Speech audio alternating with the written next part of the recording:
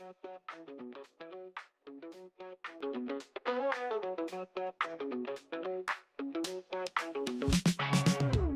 to the spot. It's time to ignite. Oh yeah. Operation Hangout. The feeling's just right. Chilling with the crew. We're ready to groove. Opinions flying high. Come on, let's move. Woo. Hang out all night long, all night. Laughing and debating, playing our song. Oh yeah. Share your thoughts, don't be shy. Don't be shy. Operation Hangout, let's reach for the sky. Let's fly. Pull up a chair, let's get in the zone.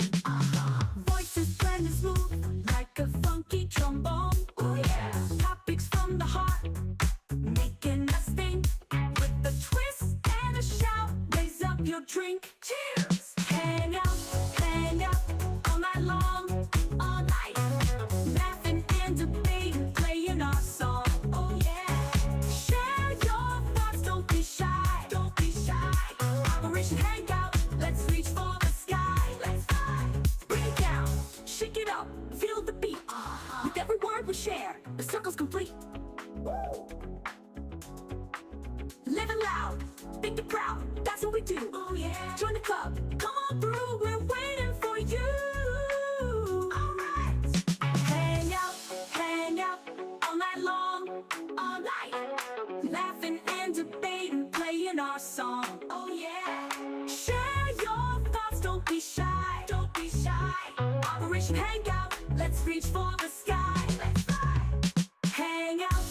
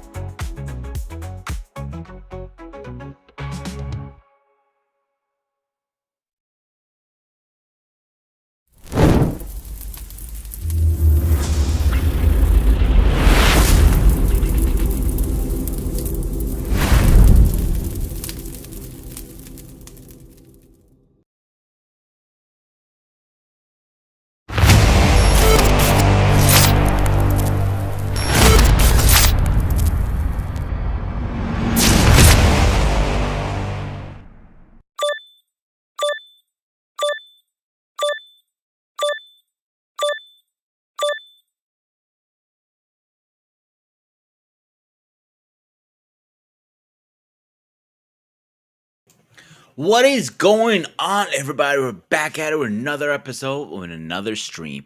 Of course, you know where you guys at. You are at, yeah, let's try this one more time. You guys know where you're at. You're at the Spartan Institute Network. The show is called Operation Hangout. Of course, I'm your host, Ghost of Sparta, aka Peter. Before we get into it, I can't do this by myself. I gotta get to the most incredible, amazing gigolo on this planet. Of course, we're talking about my boy, Black David.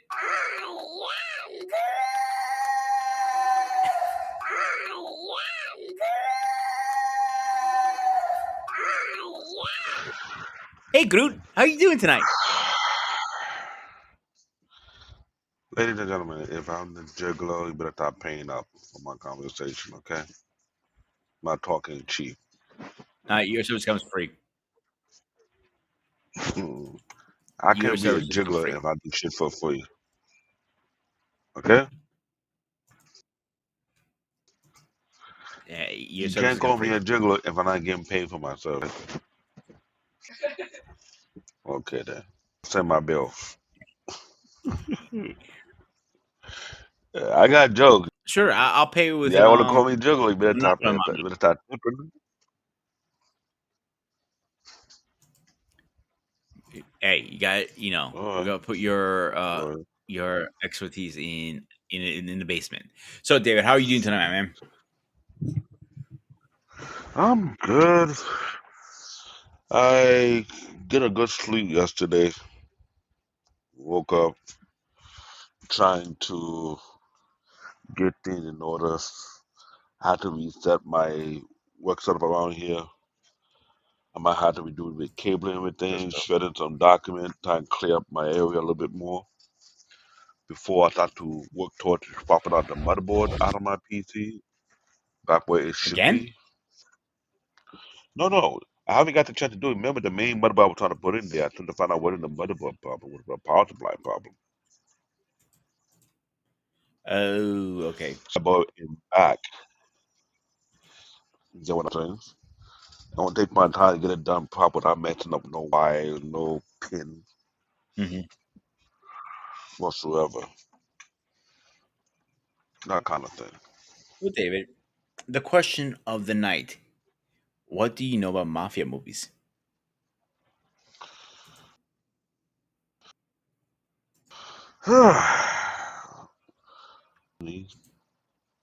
Some from the 80s, some from the 90s, 2000, present time. Different mafia, either be it American mafia to the Russian mafia to the more infamous, the oldest mafia, aka Japanese mafia, which is by far these. Ooh, don't want to mess with those. Hmm. Then we got the other international mafia that go so far into huge level corruption with government official, police department like New subscriber. Goodfellas in Colombia. It's almost like some of these mafia are not even as old as some of the oldest ones out there. But the Hmm. older ones that are out there had a code of ethic that they don't play around with. They don't care what generation you in. Either you keep to the code or you get kicked out. For real, for real. Forgive me for my son being in my show, which he put a duck, Skeletor Jr. That's his nickname. Anyway, when I look at Mafia, I look at things like, man, what got them to act the way they act? What got them to think the way they think? We are know in America, when we talk about Mafia, everybody think about the Italian Mafia, how they took control of America in certain ways, how they took control of the Union, yada, yada. But that's not much of a big deal compared to international Mafia who done things on a global scale, like the Japanese, the Russian Mafia.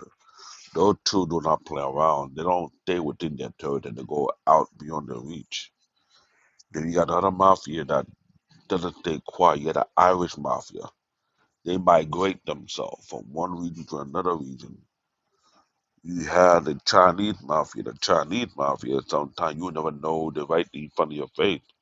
They keep a close eye on everything, which is ridiculous. Whenever there's a mafia being established, it's also related to a particular ethical or a clan of people.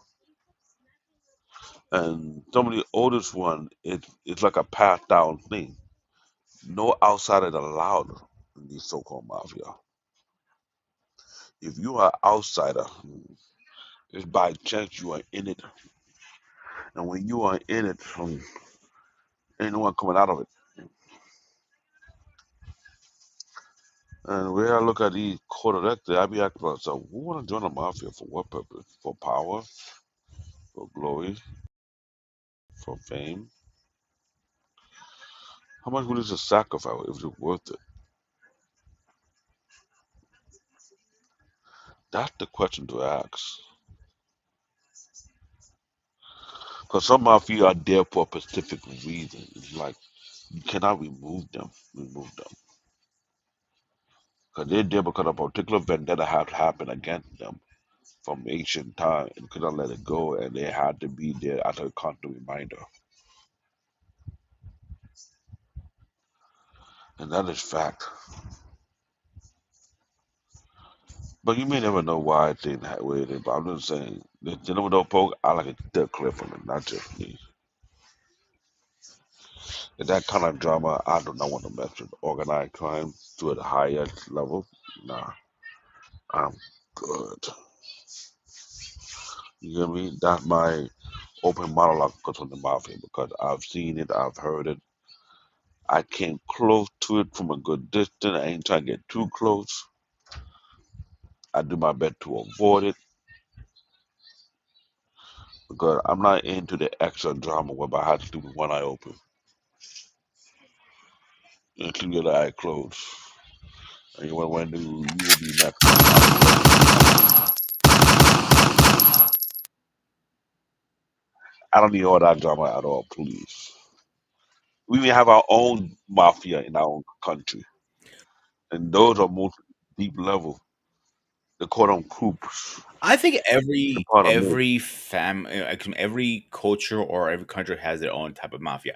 But one thing I like about these movies, it give us back to the time and a time that was a man, well, I was gonna say a different time when a man was respected, dressed a current way. His wife was, a current way. I'm not saying we need to go back to those times. I'm not saying that. What I am saying is I like that era. I really do enjoy that era. The Godfather, the Goodfellas era. I don't want to say Scarface, but it's more '80s. But the guys who always smoke a cigar. They're out. They're always wearing a suit, no matter what. It depends on where they're at. They're always wearing a suit. The man busted his ass to do whatever. Back then, a made man was literally what the word stands for, a made man. He busted his ass to become the man, to be, a top. Oh, guess who popped their little heads in today? My man, Truth Knows Beer Code. Once again, guys, if you guys haven't checked him out, please go check him out. He is one of the not best. Well, he is the best one. Excuse me. Let me rephrase this. Try to put this right words. I want to get my mess out. One of the best beer companies you can ever try. Please go check him out. If you have a beard, you need some help. My man, True North Beard, can help hook you up and get your beard as good as mine and even better. I sound like a fucking goddamn commercial. Hey, I need to get paid for this. Choose my cash up at the bottom. So anytime you want to, you pay me, give me my cut, I'm cool. um, it was an era that was different, a great era. So, like, I remember one movie I watched was I can't remember which mafia movie it was. You open the girl door for the woman, but if the broad, he said in the movie, doesn't lean over and open your door, get rid of her immediately. Do you remember that? Do you remember that one? I think it was Goodfellas, if I'm not mistaken. David, you awake?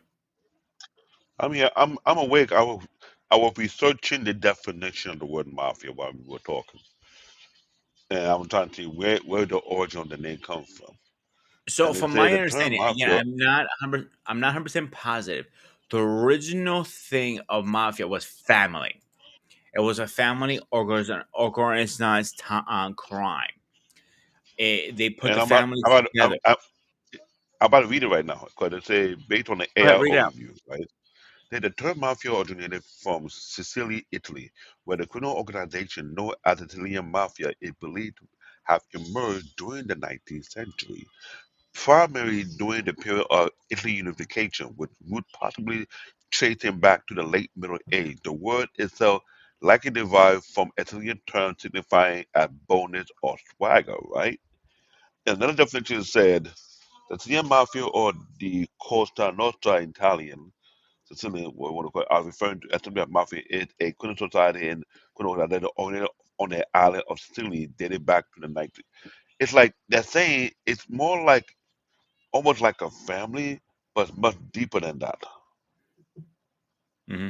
But it has something to do with swagger, boldness, bravado.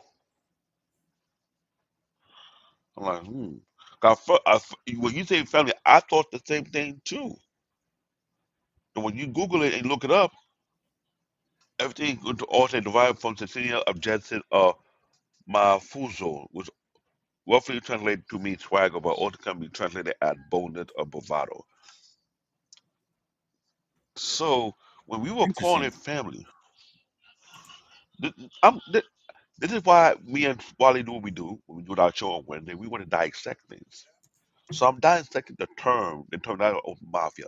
Does it really mean family, or just that we misconstrued what it really mean? So where the origin, like for example, today what the 15th, yesterday. Everybody say you don't have a Valentine, you don't have it. I said I don't celebrate. I've been celebrating that thing for more than a decade. I Why never you don't celebrate celebrated. Valentine? Why you don't celebrate Valentine? I asked them the question. Do you know the origin of the word Valentine or Saint Valentine? You know the origin of it? Uh, Okay. I said there you go. If you do not know the origin of what you're celebrating, don't ask me why I don't celebrate it. Please don't do that with me because when you get to a certain age, you start asking yourself, so why are we celebrating this holiday? Where's the origin of this? What's the origin of that? Where did this one come from? Why are we doing this? What's the meaning behind this? What's the meaning behind that? So I did the research decade ago, almost 2 decades ago. Hmm. I was digging and diving. Saint Valentine wasn't all about flowers, chocolate. No, It's now it's all all about what you can buy. It's a business now. Like Christmas became a business too, almost. I you hit it telling right me? now, didn't I? You telling me? So when we talk about mafia, I would have to look to the origin. So either I do it or Mr. Paul Bennett does it because you will have that conversation. We go dig deep. When I think why we enjoy certain things, why we so fantasize or you're You know so what I get fanatic. a kick of? I get a huge kick of. Mhm. How many Italian people do you know? Hmm. And the reason I'm asking this, I'll tell you this because I'm going to get to my point in a second. I think it's a kick, and I don't want to get off too off topic. I just want to point this out. I think it's kind of hilarious, actually. How It's many a lot. Italian people you think you know? Ooh, that's a good question. That got me thinking. I'm stumped on that one. Okay, so I know over 3 dozen Italians, because that's what not because I pick those kind of friends. It just happen. You know what I'm saying? And all of them say one thing in common. Do you know what that is in common? What? They have family in the mafia. Every single one of them. Definitely the Sicilian ones. And I go, No, really? you say that again. The Sicilian. And remember, when I look at the definitions of the mafia, tell you really about people from Sicily, Italy. It's like anyone from that particular region had to be related to one. Now, Yeah. I only David, know of. hold your thought. Let's get this guy in here. Ladies and gentlemen, please rise for our president, our second, no, third term president. And as we're spoken,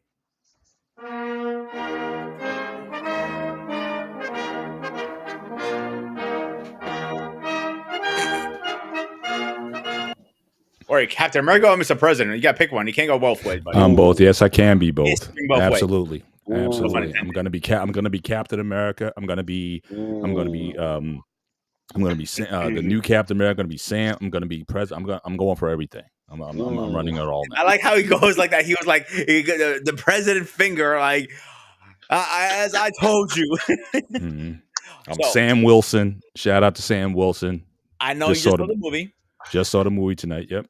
Before you How? do your opening thoughts, a quick review, non spoiler, good or bad, your thoughts, and then get into what your opinions about Look, Mafia. I just got out of a 3 hour debate with the guys. I saw with three other guys. Oh, So the general consensus was two didn't like it. One was kind of like half like or whatever. I'm the only one who ooh. actually came out liking it.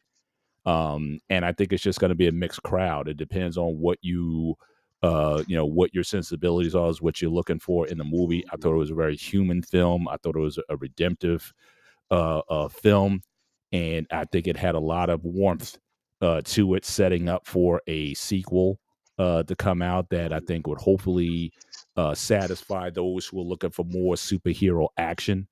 But I love the introduction because, again, I didn't really watch a lot of Falcon and the Winter Soldier, but certainly it's good to kind of get a backdrop on that before you watch it. Mm. Just go to YouTube and look up, series overview or something like that, so you can kind of get the general gist of it. But I liked the thing. Obviously, there was certain things I didn't like about the film, but without getting into any debates, because again, we beat this to death about adaptations and things of that nature, from comics to movies and all that kind of stuff. I'm not going to introduce it here. Everybody knows my general sense on it. I take a film for what it is. Is the film good or it's not? If you're going to judge a film based on source material, you're going to be disappointed most of the time. So I don't put the film in that grouping. I will recognize the changes that they make, but I look at the film as a whole, and I like the film very much. But I can't say that everyone's going to enjoy that. I was looking at Rotten Tomatoes. The reviewers are like 51%. The movie critics, but it's getting nearly 80% from the fans. So Mhm. again, it really depends on your sensibilities. I can't say, but I'll say this again. I will see it again. Figure my daughter comes home next week. She wanted to see it.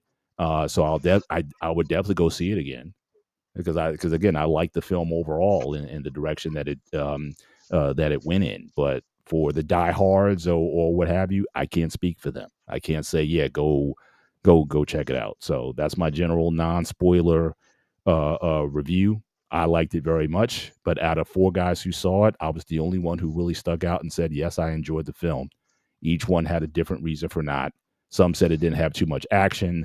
Some say some of the delivery wasn't as poignant as it needed to be. But again, I thought, I thought it was a good Oh, film. let's be honest here for 1 second before you open monologue. Is you cannot make everybody happy. Let's be honest here for a minute. Like Captain America: Winter Soldier, the second one, right? Is it? I thought it was a great freaking movie. Yeah. People So a said, lot of people say it's the best in the franchise, but yeah, at first when it first came out, people said it wasn't that good, and it was bashed. Now over time, when people get marinated, like anything, like you marinating chicken, for example, like it got marinated. People, oh, this is actually really good, and I think it was extremely good. mm, So I enjoyed it, to be honest. I enjoyed even the first Captain America. I even enjoyed the third one. I thought all of them are really good in their yeah, own special way. yeah, And people need to understand, and this is the thing I'm gonna tell everybody right now. It's not the Captain America you remember. Captain America has evolved over the years.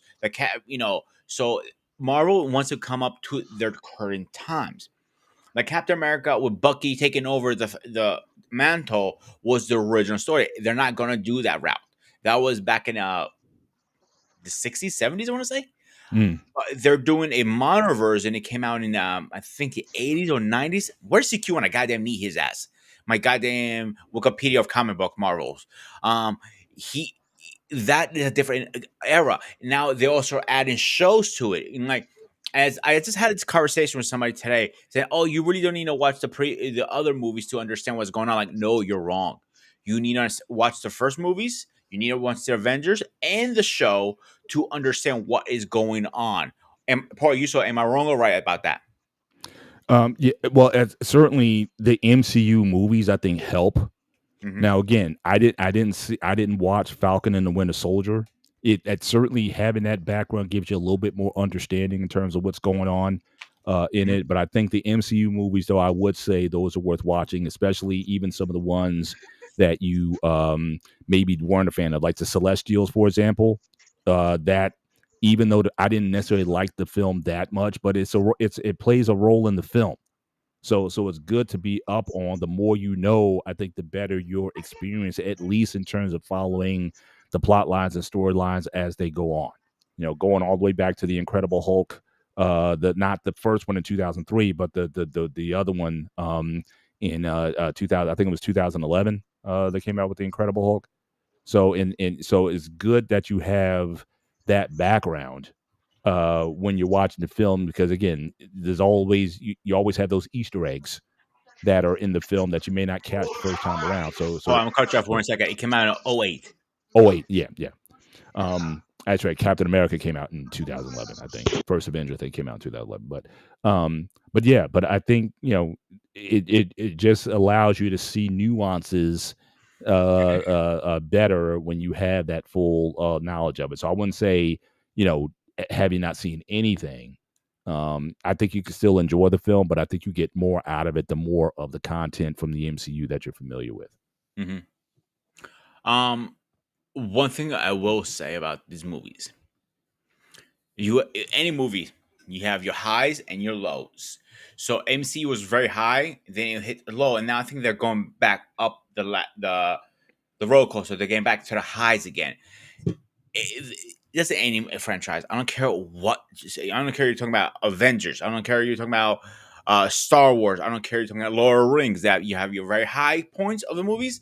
Some movies are really good, and some are middle, and then you have your lows. We're going back to the highs again. I'm feeling. Yeah. Um, now you And can it doesn't necessarily mean that everything has to be tied in, because I got to tell you that I saw that trailer again for Fantastic Four.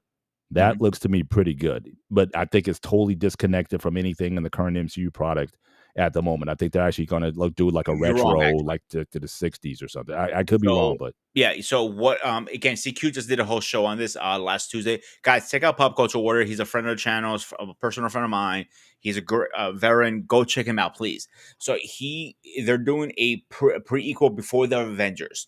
Before it's going to start between Captain America: First Avengers and before Iron Man. So it's going to be that timeline, and so it's going to be 60s, I believe. yeah, that's what I said. Yeah, it's okay. So it'll still be tied in, but it's not going to be, as you said Eventually. earlier, it's not going to be like within the modern parlance, Exactly. or the timeline that Yeah. the Now, other. I don't Fantastic know Four if movies. they're like say if this goes well and they do let's say a Fantastic Four, let's say 2 or whatever, they'll bring them in later on. It could be a possibility that may happen.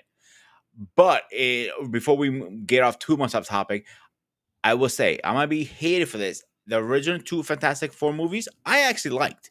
Mhm. I really enjoyed them. The third, the reboot, it was so. It wasn't the greatest. It was so and so for me. But I like the first one better than the Silver Surfer because it was just new at the time. I think that's why I was so hyped for it. Yeah. Um, the only question I got for you, just was a yes or no. The rumor was they're going to be a big hook fight, Red versus the original. True or false? In this film, Yes. false. Okay, that's all I want to know. All right. Goddamn, David, I can see your bookers.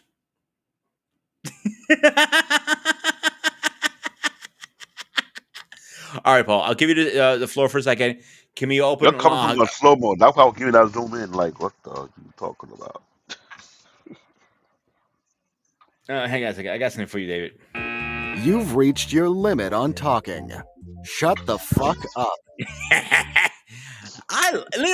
Guys, in the comments, how many people get the kick out of my "shut the fuck up" button? I'm curious. I get a kick out of it. I know you're not a fan of it, Paul. I see you did, but give me your open dialogue. Tell me what's your opinion about Mafia movies. You hate them, you like them, whatever you have. Generally, I've always watched Mafia films. So overall, I like them. I think The Godfather might be separate to an extent from all of them because I think it gives you a lot more personal sort of entry into family and family life and whatnot. I think it definitely kind of gave you a different picture than just people who just go violently shooting up people or whatnot. I think they kind of had a sense of honor, even though, obviously there's in the mob. So, but I think certainly giving you that world giving you that world of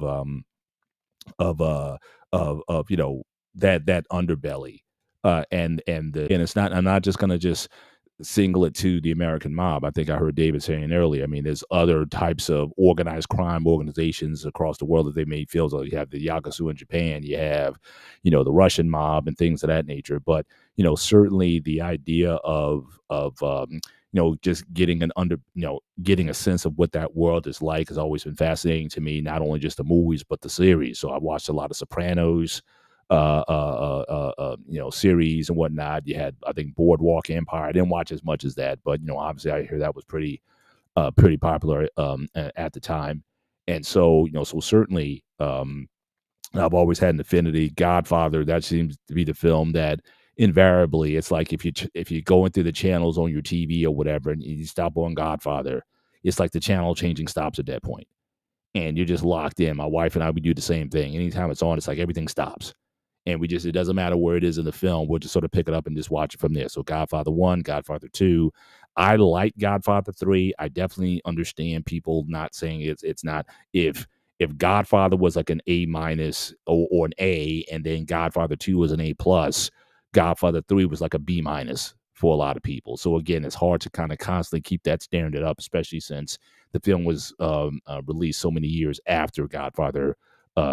Was like 14 years, actually 24 years between the films. So definitely the I can understand, trying to keep that mantle, that standard up, is pretty, it's pretty high. And then I also read like, or watched some summaries of like the shooting of it. There was a lot of complications in terms of directing and just trying to get people back, and there was just a lot of obstacles just trying to get that movie, that movie made.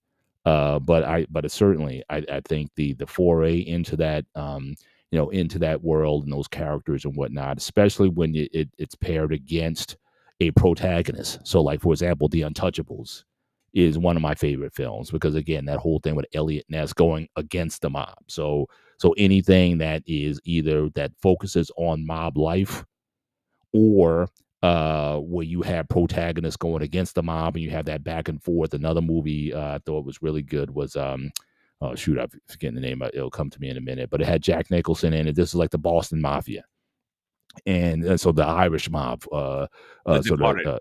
Departed, yeah, great film. I mean, so definitely, it's like every time one comes out, it definitely, it's something worth watching. And on my top films, even though it's not a quote unquote technically a mob movie because it's not involved with the American Mafia, Scarface, the one with Al Pacino back in '83, is definitely up there in terms of organized crime movies and the rise and fall of a man and the morality tale that tells. I think it to me it's one of the greatest films because again it asks that question, that biblical question. What does it profit a man to gain the whole world but lose his soul? And I just find it so interesting, the imagery in the film where he looks at the blimp and he says, "The world is mine." And then at the end of the film, he dies in a pool of his own blood, while showing a globe that he actually put in his house. So he was inspired by the blimp. He put a mural, like a statue in his home with "That world is mine," and he's in his own blood at the end of the film, having lost everything. And I just think it's one of the best morality tales ever told as well. So yeah, it is definitely it is. It is definitely a genre of films that allows you to get a sense of that world and what it is. And again, warnings of it, probably why it's not a good idea to get involved. So I've always appreciated those films over the years. And again, the great actors, Al Pacino, Al De Niro, just all those great actors who really contributed to the film. Even the last Pacino movie on the I forget the one with Jimmy Hoffa. I think came out a few years ago. So it had Irishman. Yes, yes. So again, so any film that kind of that deals in that genre and just how intricate, and it's kind of scary when you think about it, especially the American Mafia, just to think about how deep they were in unions and in Vegas and in all these places and whatnot, and then you still have all the conspiracy theories about how integral they were in certain, historical events in the country and whatnot. So it's pretty intriguing stuff. And not only do I watch mob movies, I watch several mob documentaries about famous mob figures from different families and whatnot, and their rise to power. And it's interesting because all those guys kind of had the same fate. They got up to a point, and then once RICO laws came out and guys went after them, they all spent their life. They either died or they died in prison. So it's like, so again, this is the tale that says it's like, yeah, you could be inspired in a lot of ways by that life. Oh, it's exciting, but all those guys wind up dead at the end of the day, or die in prison. John Gotti and all those guys. You think that they were figures to be admired, but at the end of the day, they all kind of made the same fate. So yeah, that's my general view of it. So funny you said that. Let me, David, can, please stop holding your man thong on camera. What? I didn't get that. Okay. Stop folding your man thong on camera. I don't get that. I don't get the Anyway, I was reference. trying to Man ask. thong, get it? Man, oh god, you went over your head. I don't do man thong. I'm a African. We okay then. Now, when he mentioned Scarface, I remember somebody told me something about there's a second movie to that. That Scarface did not die, and I heard that about a decade and a half ago. And I've been looking for that for the longer time. Any of the movie buff out there, if you are hearing this, it is actually a second movie to Scarface. Please let me know and put me to the right direction because in my head, I was thinking Scarface died in that movie, but they keep telling me, no, he got up and something else. I was like, okay, I need to see to believe it. That would I was, definitely be a revision, either a revisionist view of the film, or just a reboot of the film. But nah, uh, he okay, bought it. because I was So, kind of like, whoa. But you got a point because when I was trying to speak before you jump into it, this idea of organized crime, mafia. When you mentioned the one in Scarface, that's more like cartel. I think that's the next level. Then the one in Japan is more you consider it to be a clan. Whenever there's an organized crime family, I question is what is the origin, what's the motive behind it, why they came about it, why some last for multiple generations, how they would have pulled that one off. That's even more scary part, because like you said, American Mafia, almost every single one that died off, they last for what, a decade or two? Now for that, but Well, everyone on the really, everything outside, changed in the '80s. I mean, a lot of those guys were around for a long time. It's just that and it's weird since we both me and David were in the New Jersey, New York area, so we know. We had a former mayor of New York, Giuliani, and it's just interesting now. I'm not getting political here, but I'm just saying it's just interesting. This was the guy who apparently brought down the mob in the 80s when they got Rico hmm and he was in charge of all that and how all those guys got these crazy sentences, 100-year sentence, even though they were already in their 60s and 70s. They got like 100 years in prison. And they were so saying he's the guy, you're not coming and now out. you see where he is now. That's the irony of all of this. How the mob enforcer, the guy who again had that reputation for I brought down the mob, and now he in the state that he's in now getting disbarred from law. I just think there's a poetry to that I just and it is what I was going to say earlier when before you came on, and it goes to the second part I was going to say was almost every time person I ever met is says, oh, they're a part of some type of mafia. I have a hard time believing every single person out there is a part of some type of mafia. yeah. But one person I met, she said she was never a part of mafia, but she's related to the most famous mafioso that we ever known. Who do you think that is? That we've ever known. Yes, The Gotti family. El Capone. Oh, That's her far oh, cousin. Mm. I don't want to put her name out. Her business like sweet old lady, and she's when she told me like bullshit, and she goes, no, it's true. And I'm like, okay, prove it.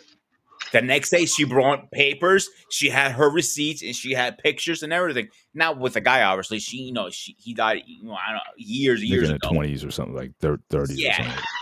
and she's in her 60s now, something like that. And it's her far cousin, related. She goes, like, I'm related to him. I'm not bullshit. I'm being honest. I'm like, oh, you're not bullshitting. You like it legit. You saw the paperwork and everything. She had her receipts. I give her credit.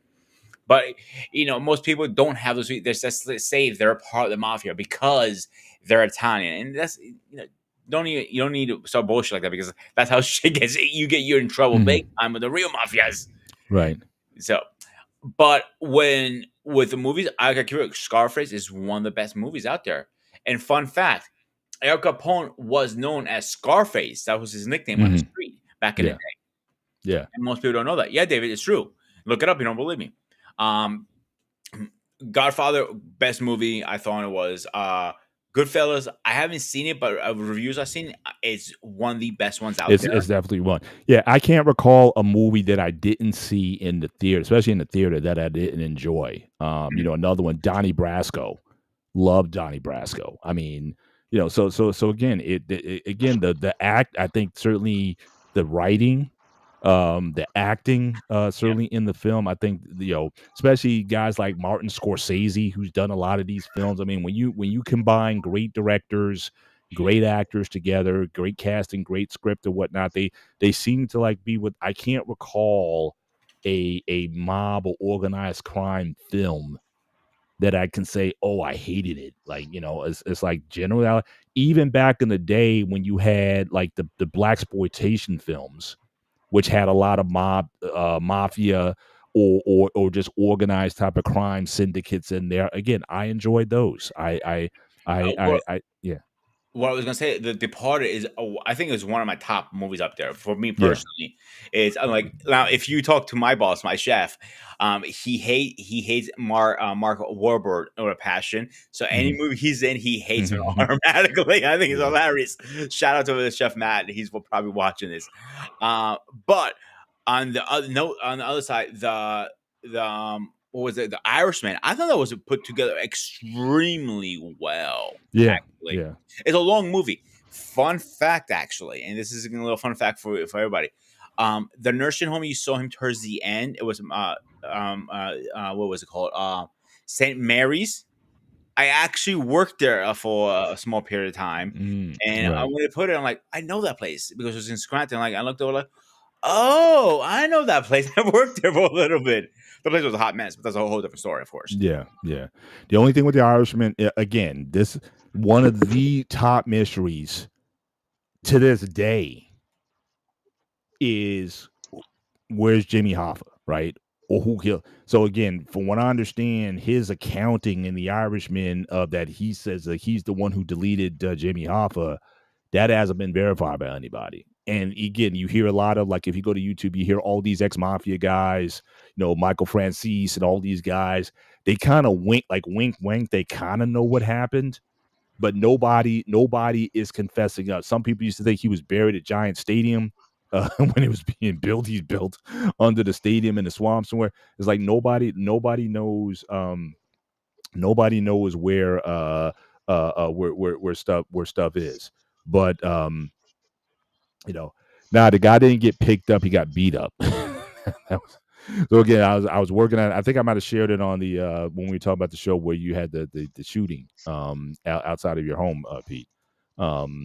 Where the guy got in the Wawa, the guy got Yeah, I know, we were I know. sharing a story. What So story? right, so I was working at McDonald's, so I was outside, sort of cleaning up and whatnot, and literally you had this Yes, black I remember that. Mercedes came up. Yeah, all these guys came out, all these black guys came out in suits, like dressed to the nines, and he beat up this guy like senseless and then drove off in the car. So it was definitely looked like some organized thing. They were all dressed to the nines and whatnot. So it definitely, so I don't know, some African mob or something. I don't know what it was, but it was definitely something. The guy was all lumped up and everything afterwards, and They whatnot. tuned So them so up yeah, pretty well, right? yeah. So I think that so yeah. So the thing is, like, especially the ones that are trying to be based on some history, there's always a little bending of the facts, or like nobody really knows. They just know that Hoffa, he was at that location. How it went down, did they pick him up? Is he in the river somewhere? Nobody knows where he is. But it's like one of those things that people always ask. It's like the Kennedy assassination, right? It's like, was it a single man? Or was it an organized thing? It's like everybody's still asking the question, It's who funny who you shot brought that up JFK? You know what I mean? So because they say even Kennedy was involved with the mafia because correct, yeah. put him in the That this was basically the Bay of Pigs situation in Cuba, sort of got turned on the Kennedys and things of that nature. So they kind of used the mom, but we know, from what I understand, we know from history that our U.S. government used the mob in Cuba to try to overthrow the government at the time. That's why I think Godfather 2, I think they played on that, when the mafia was trying to get into Cuba and build casinos and hotels. But then when you had Castro in the Cuban Revolution, that kind of thwarted all that kind of stuff. And so, but certainly the U.S. has had, even in World War II, from what I understand, in Europe, especially in Italy, because again, we all know that Italy was part of those powers. They were lined up with Germany, and they were using the mob then to try Power to of access. exact access. Yeah. So again, government has had an unhealthy, in my view, relationship with that over time, but it just goes to the lengths and depths that they've used organizations and people to kind of get information, and sometimes it may bite them in the butt later on, depending on the conspiracy theory that that you believe. But yeah, they definitely you know have always, I can't, like I said, I can't remember one film that I was like, oh, this is horrible. I just seeing how the underworld operates and the rules of that world, especially with the American mob, because there's supposed to be all these rules, right? Which folks are supposed to go by. So it's like a lot of times the friction in the movie is when somebody decides to go off script, but it's supposed to be this very organized, very honorly world. And that's regardless of the culture that you're in, the yakuza, whoever it is. And maybe David, you can talk about, I don't know, is there a Nigerian crime syndicate that you're aware of that that has similar kind of rules and do's and Now, don'ts and stuff? the Nigerian crime syndicate are mostly on a hush hush because it's a mixture between elite families and people in the military who are doing all type of pulling string behind the shadow. That's one part. But when you talk about the Yakuza or the Japanese mafia, this going back hundreds of years. They keep a code and ethic down to the T. To the point where no, seriously, you can tell who would die hard. They either have the tattoo on their back, right? Or they must Mm, have Yeah, met the the big one or dragon, two right? time. Yeah, either they have a tattoo on the back is one. The other part, either missing a finger or two due to the screw up they did. And to me, you and I both know they make March well when we hear about these things because one, they one of the reason why a particular fighting promotion was scared to mention name who was rigging the fight. Prior PC, remember Prior FC Mm-hmm. before UFC came out, and some of the commentators would not want to mention who was rigging the fight for what reason because they were afraid of if you The mention their backlash. name, mm, or not a backlash. No matter where you hide in the world, they will find you. right. And again, that history is interesting. You're saying that the history with sports, because from what I understand, especially again the American mob, especially the mob in New York, we all know that they were certainly very involved in boxing back in the Heavy. day, back in the 30s, 40s, and 50s. But what I also understand is that they were also very involved in wrestling, because again, the mob controlled Madison Square Garden, the unions. And the workers Ooh. in Madison, so they was like, if they didn't comply, they could say like, look, all the workers in Madison Square Garden, they could say, look, don't show up, and they wouldn't show up. So the McMahons had to do business Ooh. with the mob. I ain't know. Vince I didn't know McMahon that part. Sr. especially, because again, back in the 50s and 60s, the mob they ran, a lot of that sporting industry out there. Wrestling, professional wrestling was no exception. So you had to kind of appease them if you wanted certain things, because again, they also ran the unions, the sanitation unions, the Yep. hotel. They were so involved in all those things that they could stop you trying to do a wrestling card, they could shut everything down right there. So you had to learn how to dance if you want to be a big player in New York City. That's how much control they had. And that's what I'm saying. When that stuff started to crack in the '80s, when Giuliani and the Rico, when they started to dismantle, that's when you start to see a change. But they were in all the unions, all the trade unions, trucking, sanitation, the docks, and longshoremen and all that. They had so much control and influence over the city that yeah, they definitely could have brought it to its knees until you had this more aggressive policy to really stamp the mob out, at least as a power. I think they still exist, but in order to stamp those guys out, yeah, I mean they had to come up with new legal statutes to go after the mob because all those guys they were like, okay, you go to trial and they bought the jury off or something like that, some crazy stuff like that. So again, I think the movies again, I think in large part were reflective of that. So again, you got movies like Capone with again Robert De Niro. Again, a historical thing. You got sort of like the manufactured, like the Godfather, because that wasn't like a real family. But again, they got a lot of the details certainly influenced from the existing American mob. And then you have other, but then again, movie Casino. That was another great mob movie. That's definitely up there in my top 10 mob movies because again, people forget how much control the mob up until the 80s the mob ran Las Vegas. We all know about Bugsy Siegel and those guys who the mob started the Jewish mob, the Italian mob. They started Vegas and What, they what, ran what about Vegas what for about the 30 years. area in Vega where you have all the body being buried, unless you can search that particular area? Yeah, Those it'd are be too much ground to cover, man. those are myths. We don't know that for a fact. Allegedly, let's say allegedly. Okay, Allegedly. that's a little better. Allegedly. Like But yeah, visiting. but if you go to like the old Las Vegas, right? All those old casinos, like you go to old Las Vegas, the cowboy who does this and all that area, Fremont Street, that's where apparently all that's and they still hype that up. Oh yeah, this here, when Frank Sinatra was here and they be in with this family, that family, they own this restaurant, they own this property and whatnot. Now it went corporate, Steve Wynn and those guys kind of came in, sort of took it over. But yeah, Vegas back in the day, was a very interesting place. Let's just say that. So again, when you see these films, it's a bit of history, even though they may bend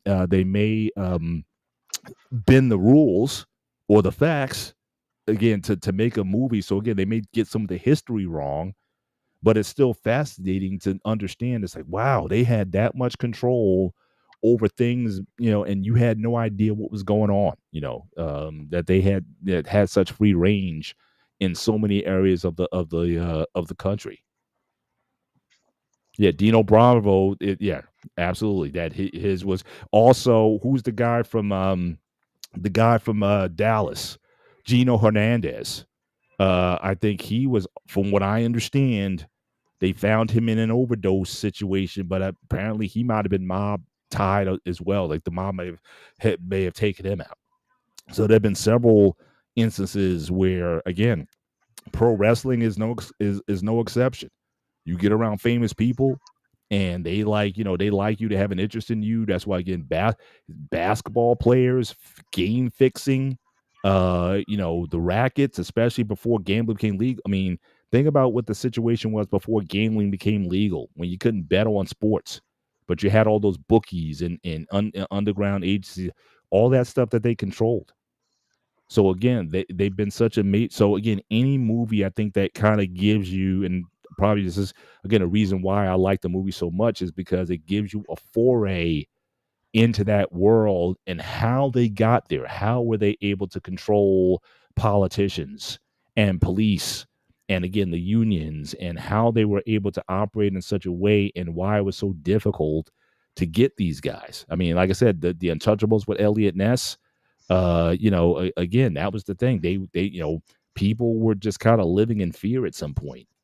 And so the movie about getting the team together to kind of go after these people, yeah, again, they took some liberties, but again, it was, thrilling entertainment because again, anytime you could see organized crime operating in such ways, it definitely it enthralls you. It definitely brings you in. Go ahead, David. No, he's putting a very excellent point on that because even I was the student who's running all these things, and I was compared to mafia that coming outside the country. When you ask about my own country, they are mafia, but I don't want to know if I want to call it mafia because that's a next Yeah, level thing. When you're right. Yeah, mentioning with stuff with either elite family, with the military, or you mention with the supernatural kind of thing. And they are territorial. But you got to a point where you're going to the next level called warlords, and this is a family rooted thing. They want to keep it. Imagine a country. Perfect example. Burkina Faso. Before Ibrahim took over, their family was trying to stay in power for almost a whole century. They want to consolidate the power under their own family alone. They was running a house for 50 years. No one could touch them until they take a captain from the military. They had enough is enough. Shut down the country, shut down the border, deal with those folks. Before you realize, less than 2 years. I hate to say that for a guy at his age 36, has done more than any other old fogey leader or president have done without all the political speech nonsense. He's all about action. He get it done. That's a lot. That to me, I think you have to study this guy. We go to leadership role. Like, how can you be a real leader and you do what you're supposed to? Not like people would give you all the bullshit and wonder why have you had two political parties. I think that's a mafia too. If you ask me. Let me ask you, uh, Dave. Are you setting your house on fire? No, my house is not on fire. Somebody doing something stupid in the kitchen. I don't know who's doing No. that. Okay. Let me ask you this If question. it's a fire, I would have punched it. Do you guys remember the movie called Lord of War? No. So it was a Nicolas Cage movie. He played this guy called Yuri Odis. I can't pronounce his name. I apologize. He the arm dealer. Exactly. So my question was going to be a couple questions. One, the first question Oh boy. is for both of you guys: is do you consider that a mob movie? In a way, yes, because a lot of war, you're selling arm to certain group of people who, internationally speaking, if they find out you're doing such a thing, you consider to be an international criminal. Mhm. Sell a weapon of mass destruction to certain group. And that has been a known thing in the Middle East and Africa as well. Yeah, I would agree with that. I think again the idea organized crime. Like I said, if there is a direct or intentional motive to use through a group of people a way of manipulating scenarios, bending rules, objective, extorting people. I think that all applies because again, I think what's so fascinating about that world, as I said before, is again the rules. Like within these families, within these organizations, there are rules. There's rules of loyalty. There's rules of silence. Even or You know, rank too. yeah, and also the power dynamics that are often involved. So again, it's not that much different than what you may see in the classic stuff. Like you look at Game of Thrones, right? That was all about again the inner fighting within families to see who's going to be in charge, who wants to be number one, who how can I ascend in the family, or if I'm already ascended, how can I stop somebody else from ascending beyond me? So again, I think that's also part of it as well. The internal frictions that old because a lot of times with these organizations, it's not so much that the organization, the leadership at the top is incompetent. It's they do some things that either where people lose faith or confidence in their leadership, or just someone's just power hungry just to get to the top. Like can I bump someone off? So again, the rules that are in play, but a lot of those mob guys, especially in New York, it was a lot of stuff that they were just doing that was again breaking code. Like the main guy who was in New York that apparently Gotti was responsible for deleting outside the restaurant. The guy was like he was sloppy because he was having like an affair with his maid or something like that, and like there was like rules that were being broken. Like I find it interesting that all these guys they always help what they call a guma, right? Like a sort of a side piece, but he was getting so sloppy with how he was doing things that it got to the point where it's like, oh, he's violating the rules of Al Muerta. He's violating the rules of mafia life. So it's just interesting how I always like the that dynamic and say, hey, we need to take this guy out. Look, you go to the Godfather, you go to the boss and say, hey, we need to take this guy out. Do we put a hit on him? And the rules that have got to be in play. The idea that you can't insult a capo or a captain, someone who's like been made. like the process where you go through the mob and you get actually sworn in, like the initiation process where you got to take the blood on the hand and bleeding into the cup and the match and all that kind of stuff. And it's like you can't, once you come into this life, you can't leave it. But then at the same time, how many guys broke the law, became snitches? Again, the one thing that Rico did, it broke it broke the code, because guys were like, look, you either talk or you're going to spend the rest of your life in prison. And some guys decided to make deals. Even some of the guys who were considered like high-end guys ratted out. The main guy who ratted out John Gotti, I forget his name. He's always doing stuff. Oh, Sammy the Bull Gravano, right? He was like not the top, almost like near the top guy. But they were able to get to him through the wiretapping and everything, and he ratted out John Gotti, and that's kind of what got Gotti. And so, but it's even portrayed in the films how it's like who's gonna break, who's gonna get to who's gonna break, and then also the fighting between the families, because that's the one thing in the Sopranos and like I said in the Godfather, it's like every family is trying to get control in one way or another. So how do people infiltrate a family, and how you can see a schism in this place, and how can I put the right person in there to really stir things up and cause friction and discord? Because that's the thing, as quote unquote honorable as that world is, as played in the movies or even in real life, it can go off the rails like very quickly, where people are like, it could be even a rumor of something or a hint of something. Maybe this person snitched. Maybe this person's just loyal. Now, if you don't play that properly, if you overreact, that can be a problem. If you don't say anything, that could be a problem. So it's interesting. Like you could be in that world and everybody's kind of on edge, where you could be at any time be called. Like the scenes that always get me the most or the most tense is when the guy gets called somewhere. You don't know why he's being called. He's like, oh, well, the boss wants to see you or something. You have no idea. Meet us here. You don't know. You go into that room. You don't know if you're there for a meeting or you're going there to get whacked. That's always the thing too. Who's gonna get whacked seems to be a common thing. It's almost like the game shows, like the biggest what's the movie with the roommates and everything that's on CBS? I forget or Survivor or something like that. But it's like every week it's like who gets eliminated. Yeah, Big Brother or something. It's like who gets eliminated from the show, right? But again, in the mob, it's like it's a real thing. Who gets whacked?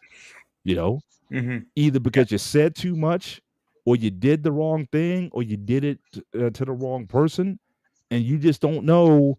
And there's always that hot-headed person who's like, yeah, he's tough, but but in what's the one that we were talking about earlier? Departed?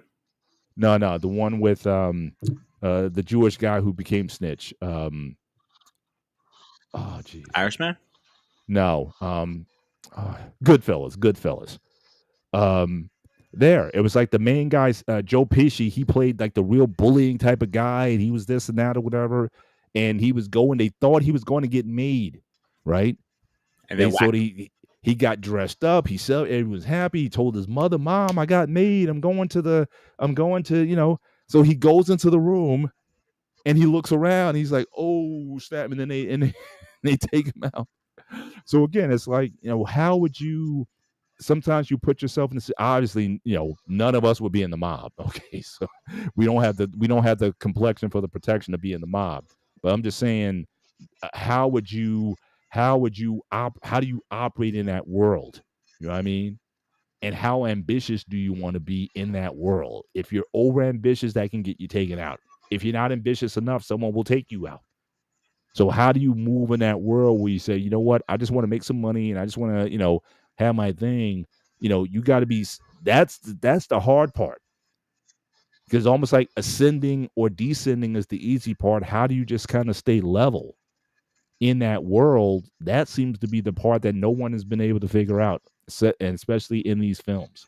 Like I said, everybody at the end, they either get locked up for life or they get, assassinated or something like that. Some crazy stuff that happens to them. So it's a lot of it's like, who's going to happen to who? On this.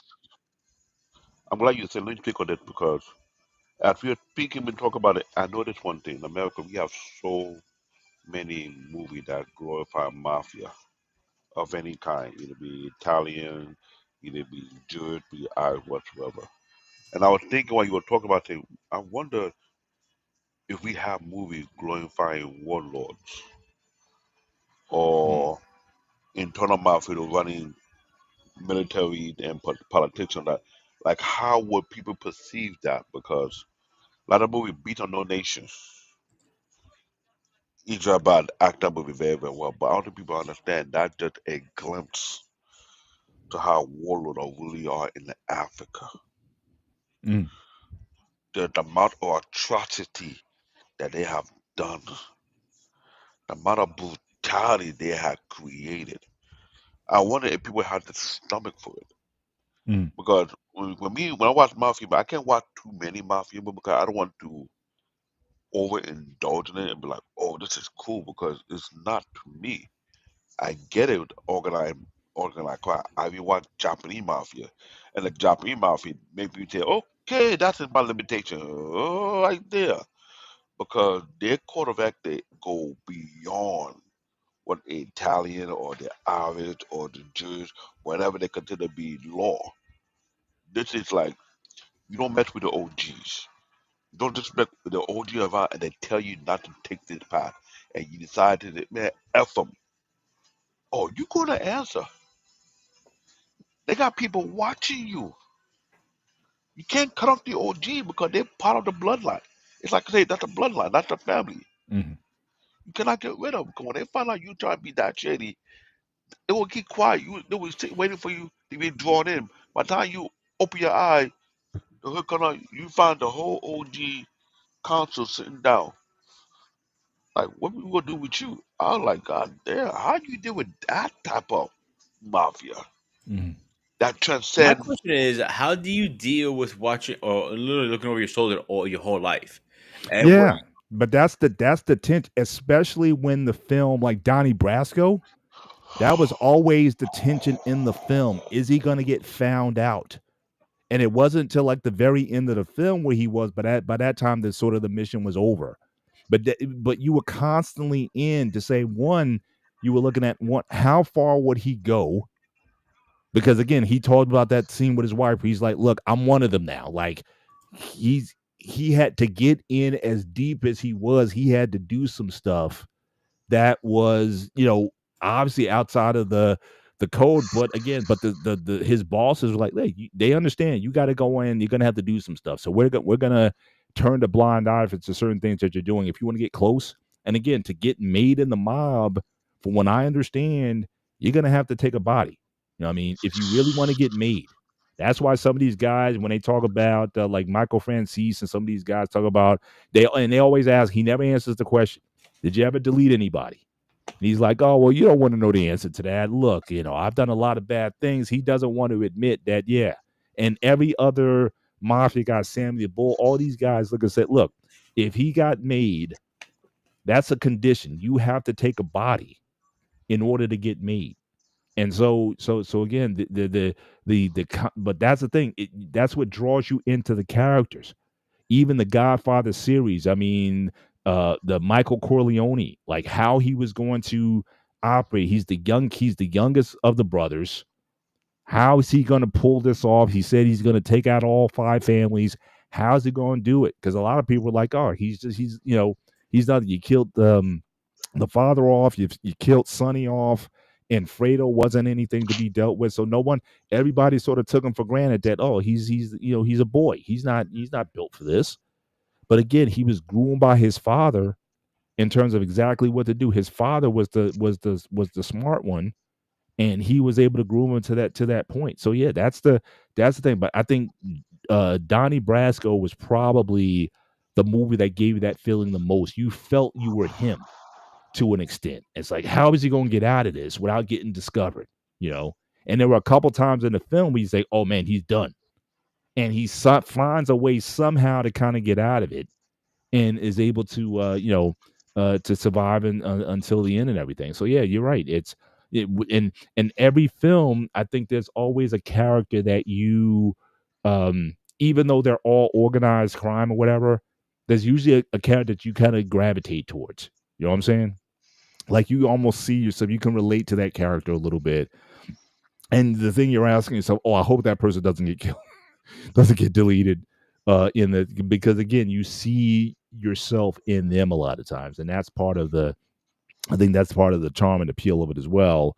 Is you pick a favorite and you're like, how is this guy gonna survive? Because again, that you can say the wrong thing to the wrong person, or whatever. You can make an off-putting joke, like I said, especially for the maid guys. That was always a theme in The Sopranos. Guy makes a joke about a guy's wife, and he wants to take him out. And part of it is, and all kinds of drama happen because he's not taken out, because it's like, look, you can't. That guy's part of my crew. He made a joke. He apologized, saying, no, I want him gone.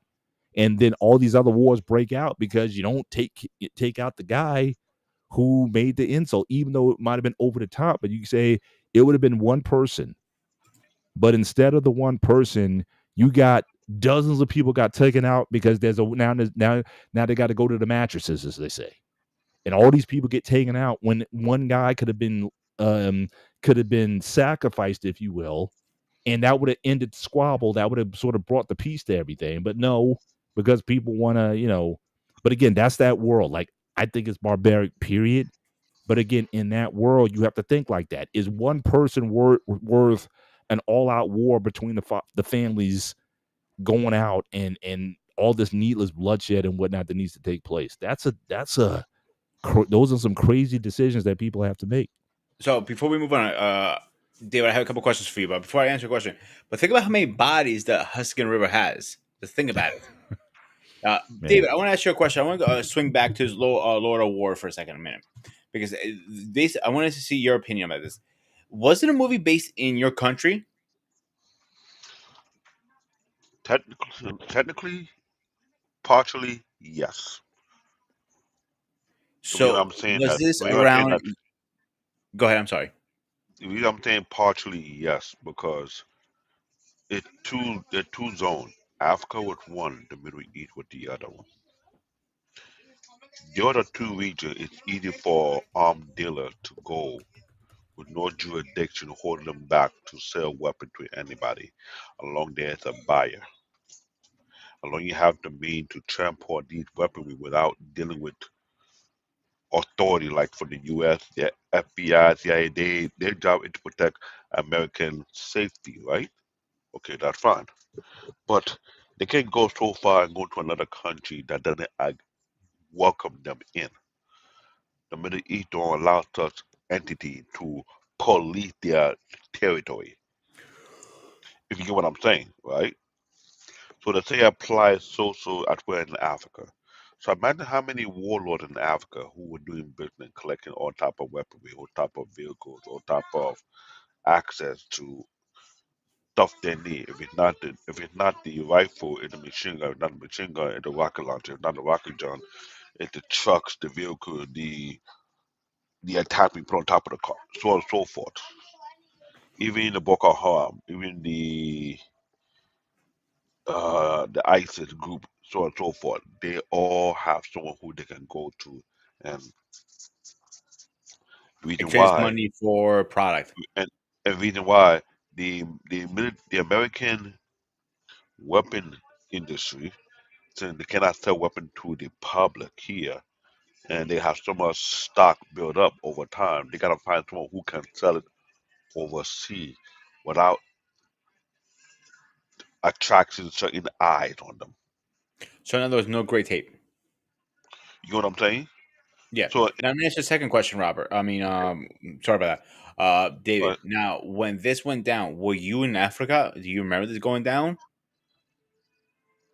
it's based on what year this happened. Because I was in Nigeria from 1991 to all the way to 1997, 8. I only spent like 7 years, so it could happen any of those times. I But believe one, it started in '95. If I'm not mistaken. He was so selling weapons. 95, what region? I would not. It won't be in like Turkey. It had to be in an area whereby there's not too many prying eye. You know what I'm saying? If you Hmm. look at the map of Africa, there's a lot of area where you can do deals without police. You could be in a, a forest or a desert area, far from the city, far from civilization, whereby you are in your zone.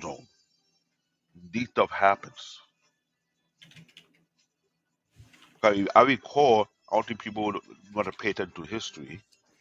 There was an incident that happened during the first term of Donald Trump. He sent a group of military people over there to do something.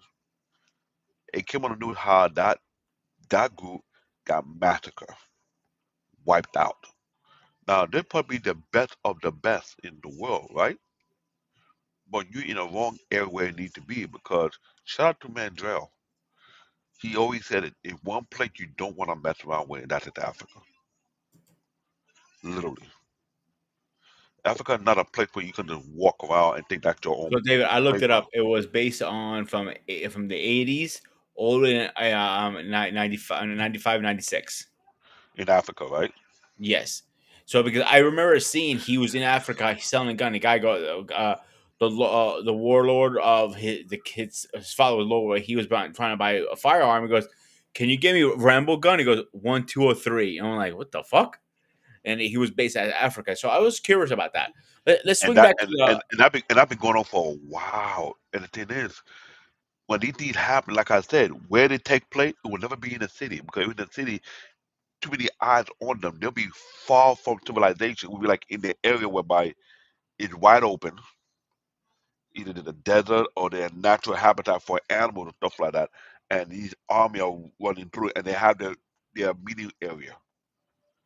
That's when it happened, and we hear about these things on the news. We hear about we hear about the coups that goes on. It's a mixture of military who decide to go AWOL and join the private militia group or the warlord group whatsoever because they had enough. This stuff happened. The incident concerning the blood diamond incident, that was not a joke. That is real life. So the movie's And based on this, real life. yes, blood Even the diamond. even the characters, or no?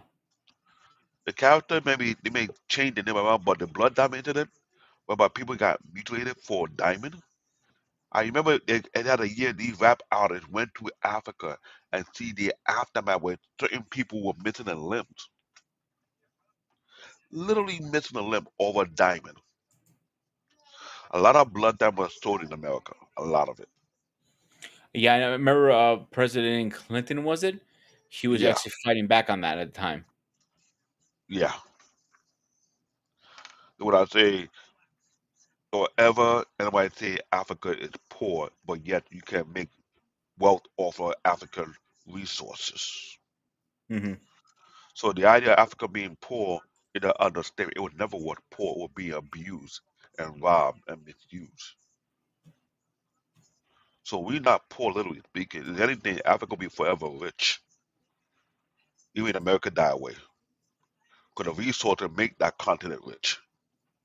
It's just how they misuse the resources. So I'm not going to make excuse for any African nation that's misusing what they have. But this is something that I speak about when I was in high school. Like, when is it going to change?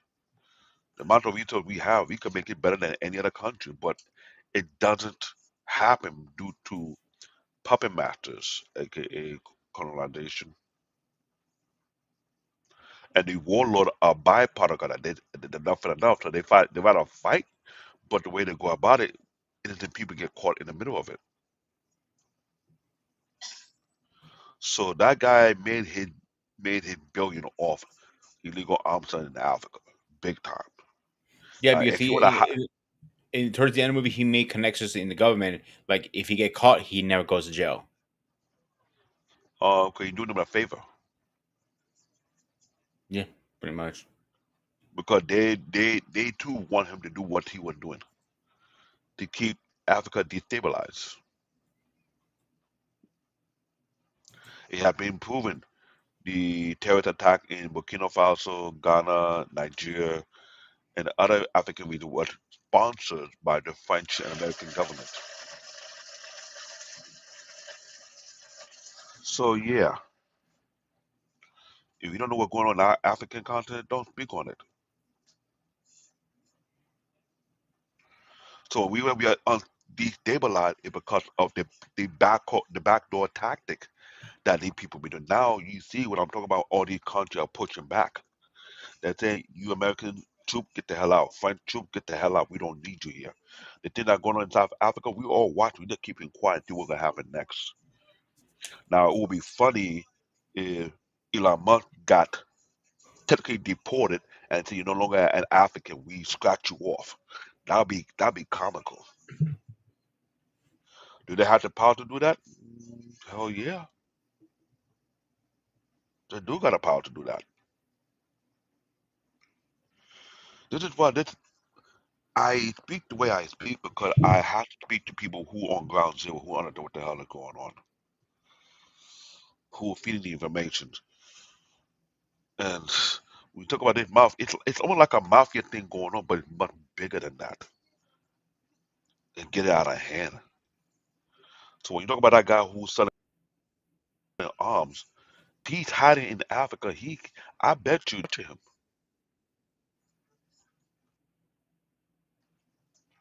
because he's the go-to guy when they need something. So imagine how many terrorist groups that he supported by selling. Hmm.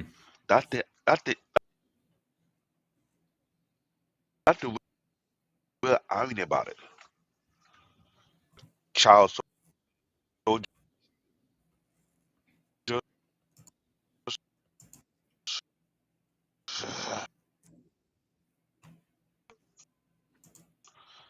David, I think you're Benja know breaking up that very some. well. He understood what I'm talking about. So Mm.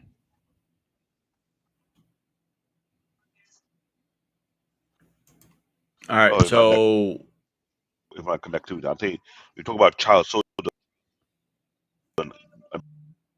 American military cannot touch that.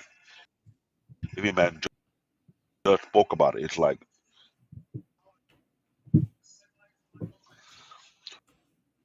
well, all they right, Dave, train to you're level at a freezing very so bad.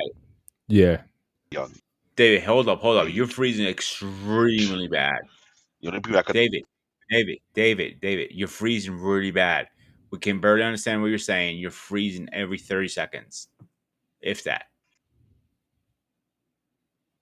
You're literally frozen right now. Like your mouth and tongue is out and everything.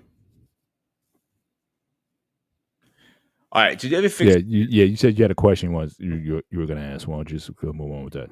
No, I already asked David. He answered my question. So Okay. let's get back on topic.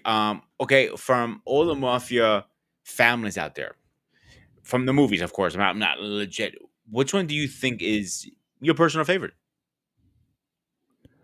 Well, obviously, I mean, I would have to say the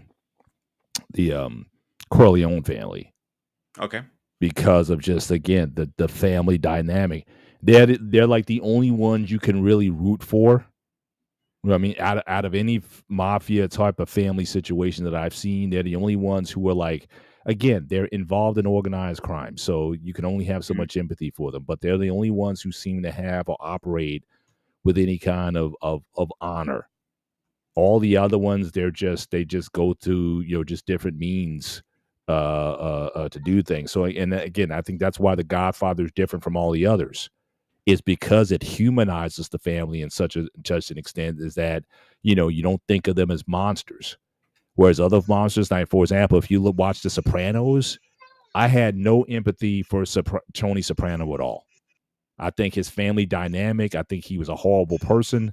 I think his wife was horrible. I thought his kids were horrible. You know what I'm saying? The son was as spoiled as you could get.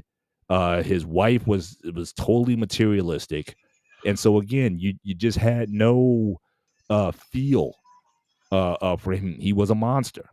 I thought, and I thought the Corleone family was the only sort of mob family that I saw. But if you look at all those other movies, The Departed with with DiCaprio and those guys.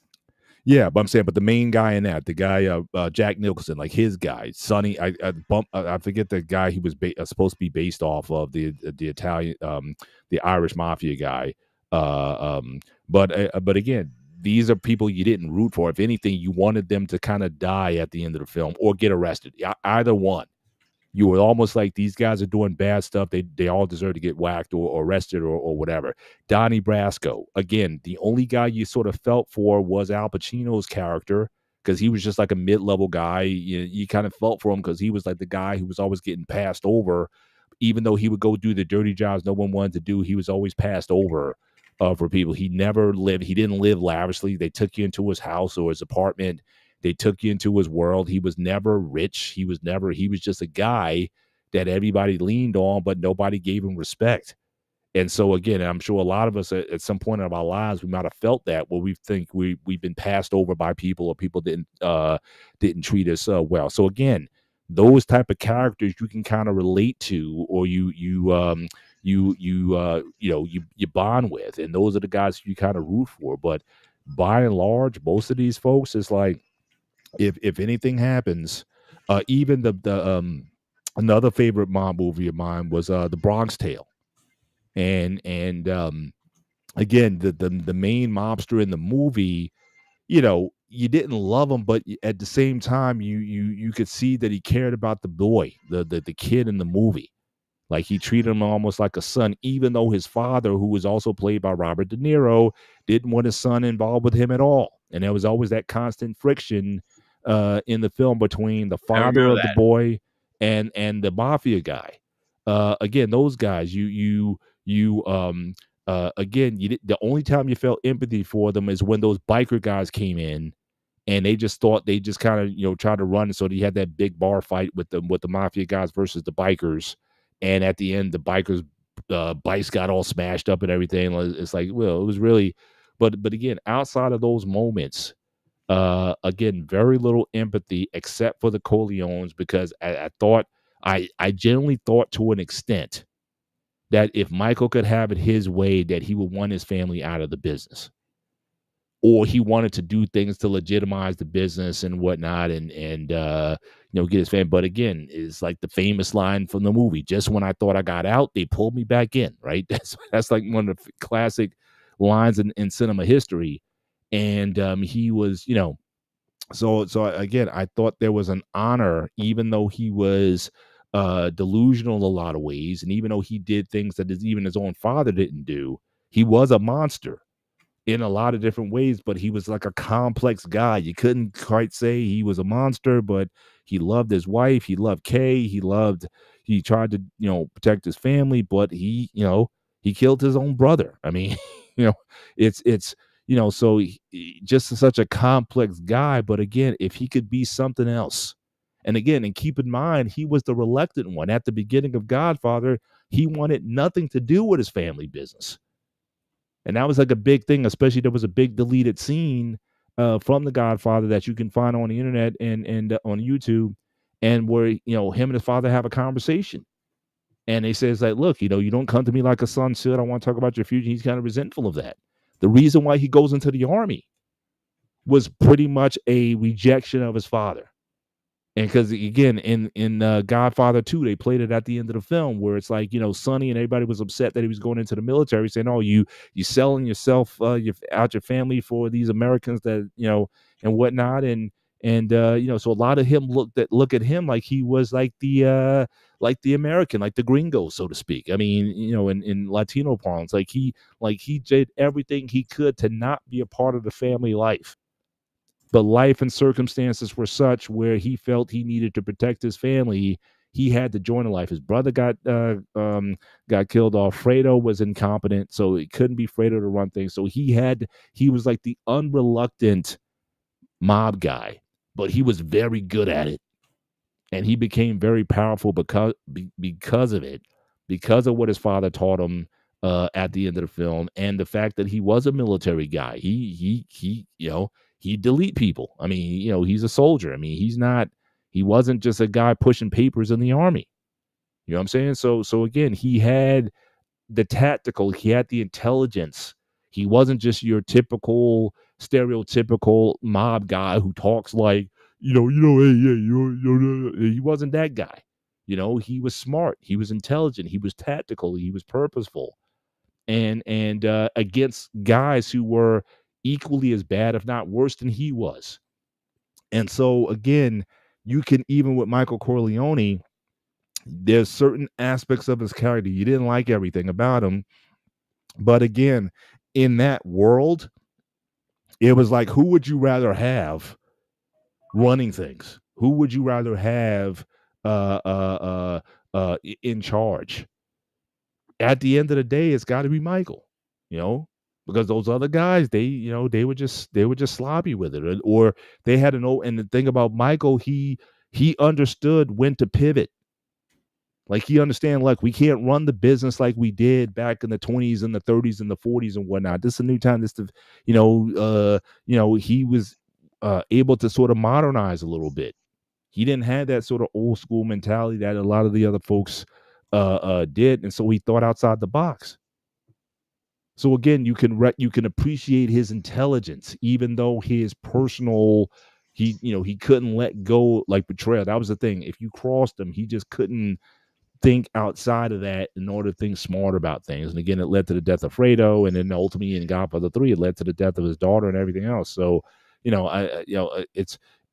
a tragic, complicated figure, but again, a very human figure that you can empathize with. So yeah, I would say the Corleones as a whole, yes, I was definitely rooting for them out of all the mob movies. Everybody else, like I said, the guys in Casino, they were all monsters. I mean, they were all like all of those guys. I mean, I didn't, the death scene in Casino at the end when Pileggi and his brother get whacked in the most brutal terms.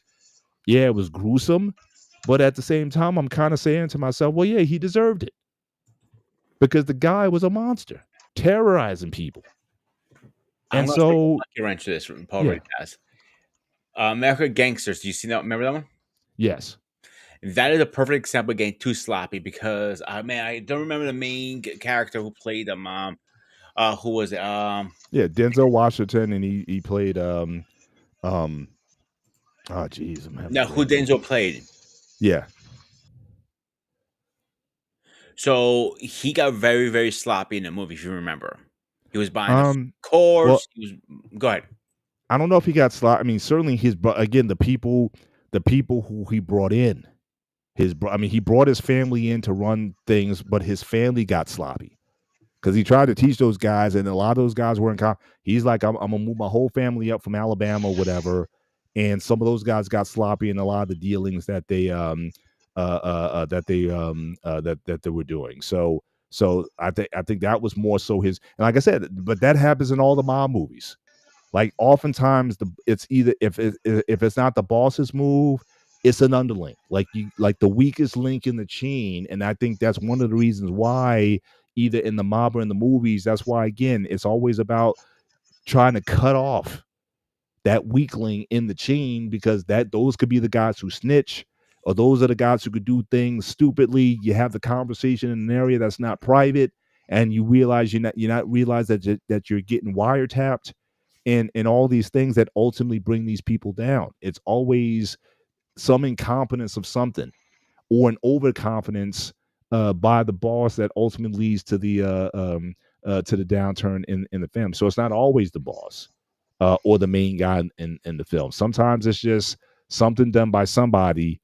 The feds get some evidence or something, and then that's like their opening, and then that's how they then work it from there.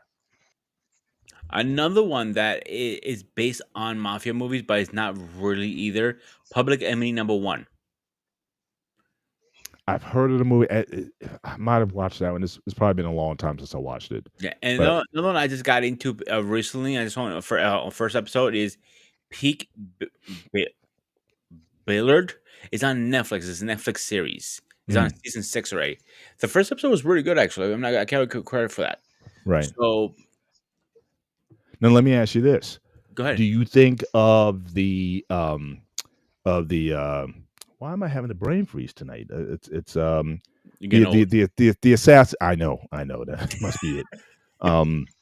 The movie with the gun fu movie with Keanu Reeves. What was the series that we're talking about? Oh God, what is it called? John Wick. Do you think is that a mafia movie, an Absolutely. organized crime movie? Yeah. Absolutely. So 100%. So one thing I want a to hitman. ask is I got two questions to ask. And the latter question might be at the end of the film. I mean, at the end of the show.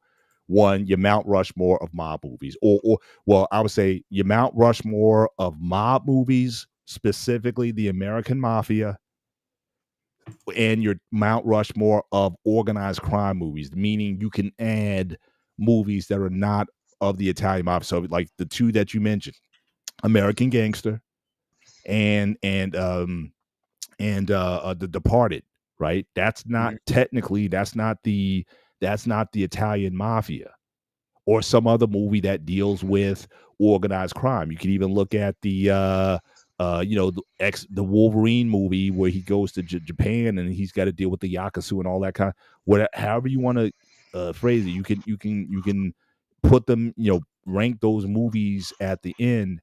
But one question I want to ask is, um, I think out of any ethnic group, we talked about that, yes, organized crime exists in a lot of different countries and nations. It's in Africa, it's in Asia, it's in I'm sure Greece. Oh yeah, they have one in Greece. So, but the Italian mafia is the only one that's like, it's like the one that's most closely associated with a people. And I'm just wondering, and again, none of us are Italian here, but I'm just curious in terms of how Italians take it, right? Like I've known people who love this. Like they used to be in New York, David, like Mike and the Mad Dog on sports radio. They every week they had, this is a sports show.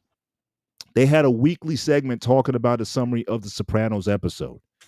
It was Mike's Francesa and Christopher Mad Dog Russo, two Italian guys who loved the series, who loved the thing. I will say Even this. even though you would think, wouldn't this be a negative blight on Italian people if the first thing if you were to say Italian, like what's the first things that come to your mind? Probably in the first 5 things you may mention is possibly the mob or mafia or something might be. I mean, as a people, why would you want to be associated with that? I don't know, but it just seems like for a lot of Italian, like, yes, I've seen some Italian American organizations saying boycott the Sopranos. I've seen some, but not in mass. But I'm saying if your people are Personally, so associated with organized crime, why would you support that? I guess I never quite got the association, because I certainly wouldn't want to, as a Black American, I wouldn't want to be associated with the Crips and the Bloods. So why is this sort of, I don't know, I don't know if it's acceptance, but it definitely seems to be an association that I'm always kind of confused at. so personally, I never seen any Italian say boycott the Sopranos. They were going crazy for it. You couldn't get enough. Same thing with Jersey Shore. They couldn't get enough of that shit. Don't ask me why. Like I said earlier in the beginning of the show, every Italian person that I ever come across and ever met, and I always joke around with, "Oh, you part of the mob?" Because actually, I have family in it. I'm like, really? And like every single person I meet says that to me. Every Italian person. It doesn't matter if they're Sicilian or whatever. They always say that for some Mhm. weird reason. I don't understand that. But if I had a why, the big why question you have in here now is, to me personally, I would say is mostly because it's cool. The mobster, it has a class to it. The suit, the cigar, the women, the cars, the money. Now you bring gangsters in it. I mean, Crips and Blood. There's nothing cool about that. Like, okay, you're a part of a gang ganging. Well, the only thing Yeah, I I would don't say see. to that, I think there's maybe some segments may think that kind of life is cool, because again, especially when we talk about rap music, a lot of that stuff, a lot of these guys are former gangbangers or whatever. There's a lot of there's Snoop Dogg. there's a lot of association there. So I don't know if it's, especially with younger people, or in fact, if the fact that you got people who rap about it who aren't even from that life should tell you Yeah, something about it. Snoop Dogg is a great example. He was a Crip, I believe, at one time, and he singed it, he lived it, and everything. He literally cursed out his crowd. As one performance he was doing, he says, "I don't remember the whole thing because I'm not a big rap guy." He says, "F you" to the crowd. I'm a something about Crip. I don't remember the whole thing. Tupac. It depends which story you want to believe in, but at some point it was gang related. Him getting taken out. So w- I don't think that's cool personally. Mm. like the old school stuff, like the Italian, the stuff that is in memories. Al Capone. Yeah, I found that stuff fascinating. I think that stuff is kind of cool, but not anything not these days. Like you watch it on TV and you see, the modern stuff. Like, come on now, grow the fuck up. That's it. I would say that. What do you got? What do you got on it, David? David, are you with us, or are you Man, having problems? I don't know. It's just connection issue because it's Yes. not making I might have to do something real Yes. diagnostic test because it's going to be higher than that. I put something's going on. I to trace it because it's really these goods I can't Yeah. So, stand do it. you need to step down and take So care I of might have to business? step down for those. Yeah, I didn't No take care of problem. this issue No because I problem. didn't find out where it's Yeah, just coming take a from. take All right. a Do you want to step take a down? look at some. I guess a couple of comments. If you want to share Yeah, those, we could talk about. Yeah. Actually, I want to highlight the last comment really fast. David, thanks for coming, my man. Have a good night, Gigolo. no problem. I appreciate it. Like, All right, the last comment I want to highlight this one, and she's on point on this completely. So, it's the Italian organizing crime, damn it, Italian Crime organization, originally crime. started to help and to protect Thank poorer you. That was families. tongue twister Small for me. businesses paid them for protection from rivals. But the Yep, thing and is, that though, is but true. again, why are there rivals? You know what I'm saying? It's like why are again that's coming from another family, so to speak, or another organized crime thing. So again, I don't know if that's something to be praised or not. I don't think it should be praised. Back in the day when that was happening, it was you had the one family was from one part of Italy and then the other part, but and if you were not part of their group, you're taking money out of their mouths. So that's where the rivalry came in. So let's go back for a second. Do you any chance know who was the first mafia family? Oh, geez. I'd have to look that up. Or hang on, let me look.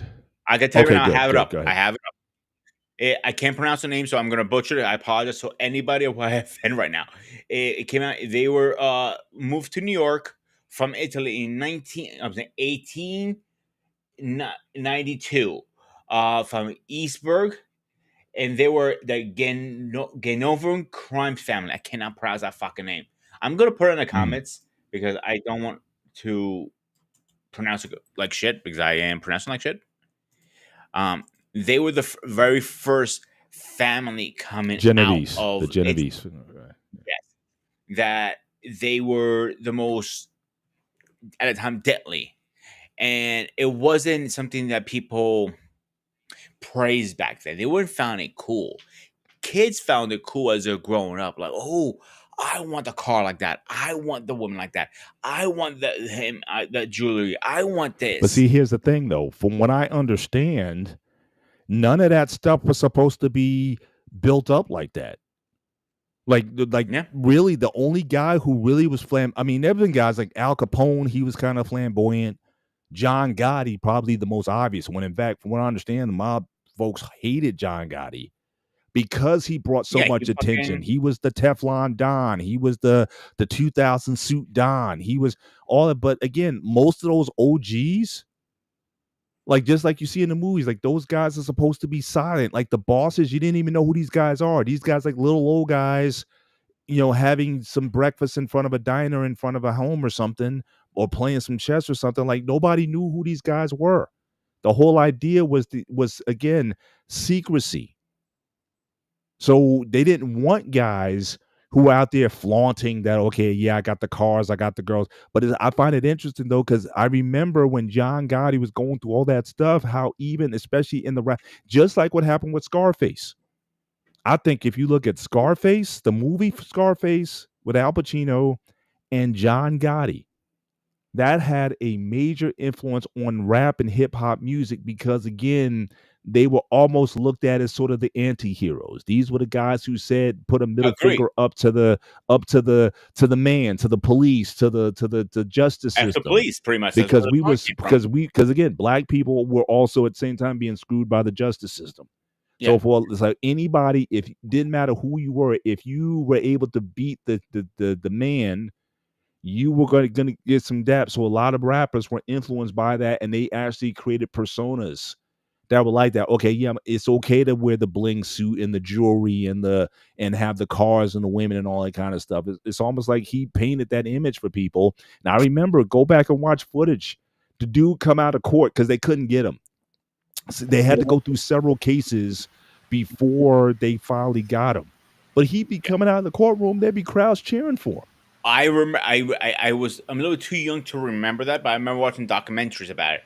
I think he's still alive. I'm not mistaken. No, he's gone now. He died in He's prison. gone. He died in prison. Yeah. Yeah, no, I'm not saying he's out of prison. I think he's alive, like he's living, like breathing. No, I don't. Yeah, I think I'm saying. I think he died. He He did. Okay. Yeah. So, before Wally, give me 1 second. I'll get you in here in a minute. So, one comment I'd like to bring up, it's our little devil here. I like calling her. They will always be rivals in life. People fight over land, friends, significant others, family, and money. The key word money. The rivalry comes down to money. End of the day, it doesn't matter which side you're. If you were Gandino, Gachuchu, Kuchu, whatever family you're fucking from, if somebody's taking money from you, you're going after the goddamn juggler. I don't give a shit who you are, and that's how they Well, look. it's not even taking money away. It's if someone is making more. I mean, a lot of these robberies, like people making more than you. It's like, oh, they got a racket going on, and you think you want a part of it because that's the whole thing. They always someone finds a deal or a line where they can make money. People want to jump on that and make it too. So I think it's always, it's not just that someone's trying. People come in and try to take out what you're doing. Yeah. Before Wally, I want to say one last thing. When it comes to money, Mafia has proven it 100% true. Anybody will kill your own family member for that, and it's sad. Wally, you got the floor. What's up, brother?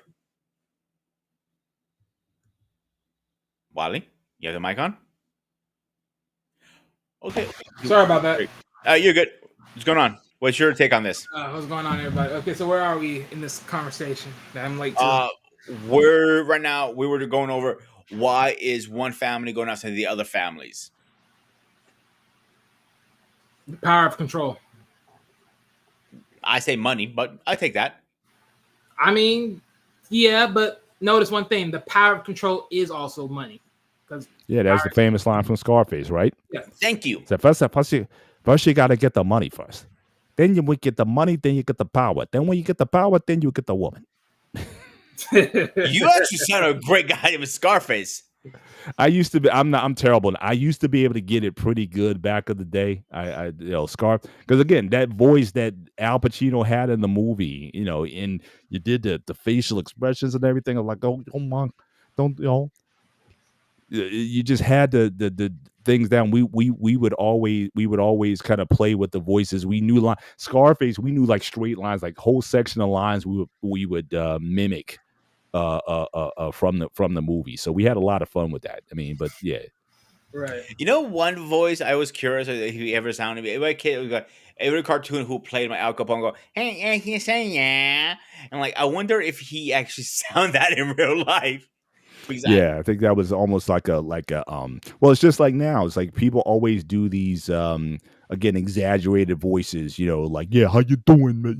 It's like, kind of like the especially if you're from New York or New Jersey or something like that. It's like the over exaggerated slang. And I think even the Sopranos, they kind of took it to another level with some of the characters in the Sopranos were like, especially in Tony Soprano's crew, was kind of like, it was like over exaggerated. Like some of the guys, the way they looked, the way they dressed, the way they, the slick back hair and just how they operated. Sometimes it was almost like a parody of the Italian mafia more so than whether it was in real life. Yeah, but Wally, go ahead, finish what you're saying.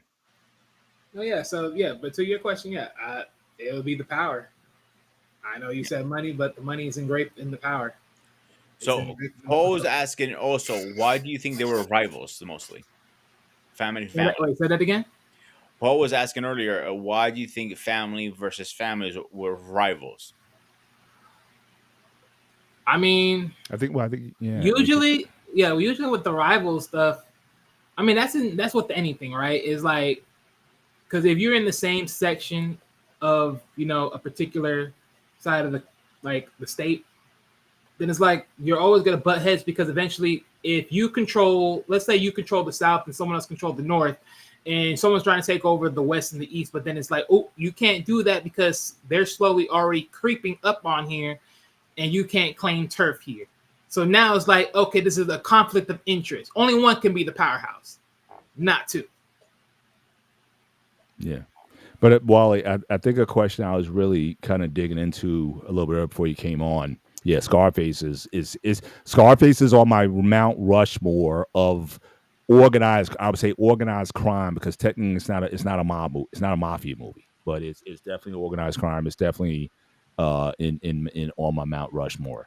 But I guess the question I was asking earlier, Wally, was it seems like out of any ethnic group, it's like Italians seem to be most closely, even though statistically most aren't in the mob, aren't associated with the mob, but we have this. Sometimes I think in our minds, this idea of this association with mob life, and even from Italians, like it doesn't seem to bother most of them. Like in terms of, even though people worry about self image and whatnot, but it seems like they're they're not ashamed, or they're not afraid of the association. Like, why do you think that is? Even though Italians are known for all other kinds of things they could be known for, but it just seems like there's no negative association that's coming from them. Yeah, I mean, there might be like one organization that may say that, like an anti-mafia, or we don't like these images in movies, or we don't like The Sopranos, something like that. But it's almost like it's a small minority of people. But why do you think that is, that Italians don't seem to be bothered by this association with mob or mafia titles or whatever? Why do you think that is? Well, if I had to be bluntly honest here, it would simply be because they know it's them and the family against the world. Mm. Think about it. Think about it. In every case, in everybody's household, is you, your family, and against the world. The way you handle your bills, the way you handle life, people trespassing, or stuff like that, is you against the world. So I think that's the reason why they don't care, because it's like, we already know in this household it's us against the world and anyone else that try to go against us. So there's no caring, because we already a team. It don't matter if you label them mafia or not. This household, this unit that we are formed under this name, this family is already a unit that is trying to win, and by any means. So I think that's why there's no caring to it, because it's like, regardless of the title or no title, this is what they'll do anyways. Interesting. He does have a good point there, Paul, if you really think about it. Yeah, you agree? Yeah, you agree with that, Pete? Yeah, I agree 100%. Yeah, it's always been interesting to me that dynamic, but I never looked at it in that context of us against the world sort of thing. But I just know, like, for example, like me and Wally being black here, like, we wouldn't necessarily like it if people associated gang life with being black. Right. And I don't know if that's necessarily an us against the world thing, or do you think that even maybe with younger people, with, like said, the rap hip hop generation, is that true? Do some people look at it that way? Honestly, I truly do look at it in the same contextual, because think about it. It's like, if everyone truly told you, did they really wanted to be a part of this street life? Most people would probably tell you no. They try to probably do the right thing. But it's like, okay, but you forced me here. So now guess what? It's neither I fight for myself to survive, or I stay here. Guess what I chose to do? I try to fight to survive. It's me against the world. Yeah. It's funny you said that, Wally, because I hear a lot of people, younger guys, crowd says, I'm from the streets, from the streets. Most people don't know what the hell that means, first of all. Second of all, the guys who are from the street, you can see in their face, they wish they never end up on the street and go through that lifestyle. The people who are not on the street, they think it's cool because they see it on movies and TVs, and it's not what movie and TVs show in real life. Yeah, I mean, well, I always say there's a person that's from the streets, and then there's a person that's a thug. There's like I heard that phrase being said before. It's like there's a street dude that roams through the streets, through the neighborhood, and then there's a thug that operates within the streets of the neighborhood. So it's like there's two different factor points of how you want to title that overall. But yeah, it all just goes straight down to just like understanding, like if you're in the streets, you know something, but you just don't say because it's like you understand where that is. Yeah, like when I worked in a prison, I worked with a lot of gang members, and the one biggest rule that everybody had in there: you do not fucking rat. When you get rat, you get from PC, protective custody, and if they don't get to for, you're getting your ass jumped in there. And too many fights I saw over that stuff. Yeah, because the guy. But that's the thing. Also with the mob movie, that's what makes them all so interesting. I said, in one aspect, the interesting thing is who survives. The second thing in a mob movie is who rats, right? It's like every most of the movies, somebody is going to. Oh, nice haircut, bro. Seriously. Yeah, thanks. You're one step closer to joining the 7Bs. So I just appreciate the look. But the face with no beard, I don't know, man. You look clean, don't worry man, about it. clean. I will be back soon enough later. Clean, but right clean. now, I'll be longer by then. You look very handsome. You think it'll take me this long to get this back? Oh, come on. Yeah. My beard's gonna be down to here by the time you get it done. Sure. Okay. You haven't seen how fast my beard grows. Seriously. Okay. But that's the intrigue, right? Who's the common theme? Who's going to be the betrayer, right? Because everybody talks about loyalty. That's almost like a definitive thing. It's built on loyalty and trust and everything. But then everybody's trying to screw somebody else. And again, somebody at the end of the day is going to rat. Someone's going to turn. Someone's going to feel betrayed. And so I'm like, that's the thing. Who's the weakest link in the chain, or who the feds can get to say, look, you don't cooperate or whatever. And sometimes it's a mix. It's like the feds get to them and say, oh, and by the way, and they're gonna whack your brother or something in the end. So you're better off dealing with us than dealing with them. I'll be like, oh, well, because what happened with Sammy the Bull, they were tapping Gotti, and they played to him what Gotti was saying about Sammy the Bull. And Sammy the Bull was like, oh, that's how he really feels about it. Okay, then I'm going to get you before they get me. And then boom, it ultimately led to that, to those conclusions, in life, not just in the film world. But I just find it ironic how, again, as much as they talk about that in the films, it's the disloyalty or the fracturing of the rules that they set there that ultimately leads to people getting deleted or organizations collapsing or going to prison or what have you. So I just find that whole dynamic to be something that's like, how you guys really aren't really good at this. So one thing before we close out for tonight is, and this last comment actually came to my mind when he mentions that, is what is the most deadliest mobsters out there is the cartels. Nobody wants to fuck with those guys. They're fucking psychotic motherfuckers. Yeah. Oh, yeah. But we don't have nearly, in my, again, I don't know the full, you don't get, I don't think, nearly as many cartel movies as you do mob ones. And even with the cartels, it's like they're kind of like out of the country. So I'm talking about Americans of any stripe, whatever you label yourself, whatever you hyphenated American that you are. Even cartels, they tend to operate like in below the border, below the southern border, so to speak. So it's like, in a way, it's almost like that's not connected to you directly. But with mob movies, these are Americans who are like in your streets, in your neighborhoods or whatever, and this association that, okay, like every other guy is either in the mob or knows somebody who's in the mob, which again, I would think on the numbers, I don't think it's necessarily true because I don't think there's that many mob members anymore. But the association is such where I could see myself getting somewhat frustrated with, if someone even dared to ask me, if I was Italian, someone dared to ask me, do you know anybody in the mob? I wouldn't hit them, but it's like almost, it's like, what are you talking about? Again, I don't want to be stereotyped with that dynamic.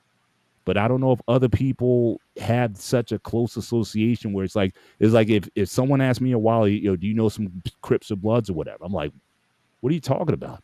See, That's not even so far away from us. What are you talking about? We're as far as possible. So why would you even assume that? I would yeah, think it would have to see, come through the media or whatever's being projected for even someone to make that association with us. But it's still there's things that we still have to deal with. If me and Wally was wearing a hoodie somewhere just hanging out and somebody saw us or whatever, they would think things about it simply because we had hoodies on. Even though we're educated and smart, law-abiding individuals. So again, that's always something that you're battling, but it seems like in this world, it doesn't seem to impact. But again, while you might have made the best case for it, when people think it's us against the world, so it's like, I'd rather be feared than if you think I'm in the mob, maybe you won't, or say, who does he know? Who does she know? So maybe they look at it as a good thing. I don't know. yeah, look, because I'll even say it like this, right? Because even when you went back to the idea of Betrayal, right? Because I always remember this through an anime, and this anime coalition or organization, right? They reference themselves as like a team that referenced the icon of a spider, and we all know like you can cut off a leg, that's easy. You cut off the head is a wrap. And I think in most cases that I think when it comes cracking down to like getting the quote unquote the rat or getting the weak link, it's always someone that typically is the person that makes it easy for the head to get whacked off. Like in this case, technically, it's more easy to take off a leg of a spider than anything else, right? It's like more of the weak. It's like a nice easy point, even though it's not the finishing blow, but it's a nice easy point because it's the blow that's going to help you be able to have enough time to make the dagger stick and make sure it's the final blow. And I think with that, this is why I also say you have to be very mindful of this stuff because it's very one of those very intuitive things. Because it only takes one sellout to screw you over. Yeah, it takes that one person. Because think about it. That rat that they're talking about, that snitch, is pretty much basically in basic formats without putting all these words and things of that nature in it. It's pretty much a person that you thought you can trust, and then they screw you over. Yeah, one of those weasels, in the clique, but really ain't really trying to help you. Those mofos always screw you over, and it's like those are the things of always got to be very cautious of people and who you bring in, and how are they, all that stuff. Are they truly here to help you? Are they truly here to bring you down? However that is. So those are the things that you got to watch out for. So the thing is that's so funny about a lot of the mafia, gangster stuff, and all the type of movies. As much as you frown on it because of what they do, aka with drugs, putting in the community, putting on people, killing people, and all this, they actually show you a lot of things that are somewhat reasonable for the simplicity of understanding. This is what happens when life gets hard and you stand for self, because you really are going to war with almost with everybody, whoever chooses to step in front of you. yeah. Great points, Wally. Yeah. So let's close it out. Paul, you want to go first, and while you go, that's enough. Yeah. So I want to give again my Mount Rushmore of mafia movies, and when I say mafia, I'm speaking specifically about the American Italian mafia. Okay, the Cosa Nostra. Okay, so my Mount Rushmore is good. Obviously, Godfathers 1 and 2. They definitely take that. Take that space. Casino and Goodfellas. All right, I would rank those, up there as far as Italian mob, or where they're the central figures in the film. As far as organized crime movies, extending beyond the Italian mafia, all right. If I was gonna take the Italians out of it altogether, it would be Scarface. It would be let's say Scarface. It would be The Departed, because again, that was the Irish mafia. American Gangster, I would definitely put that in there. And then you can add, if you want to add like a Pulp Fiction, I would probably have those in the top. Honorable mentions would be, again, as I said earlier, I love Donnie Brasco. It's one of those films that every time it comes on, I'm always watching it or watching some portions of it. Again, very very good. But if I was to say my number one movie outside of The Godfather 1 and 2, it's got to be Scarface. I think Tony Montana, and it's ironic that Al Pacino plays two iconic figures. How he could be Michael Corleone and he can also be Tony Montana, two totally different characters, but he's able to nail them, which is one of the reasons why he's one of the greatest actors ever.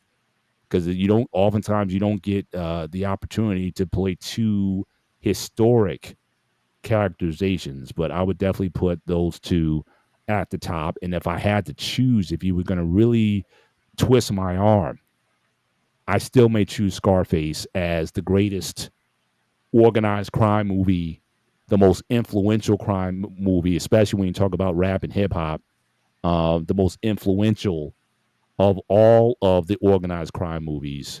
And as I've always said, I think it's the ultimate morality tale. I even tell Christians to watch the film because if you want to talk about the Bible proving itself in real time, just watch that movie and it gives you sort of a lesson to that. What profits a man to gain the whole world but lose a soul?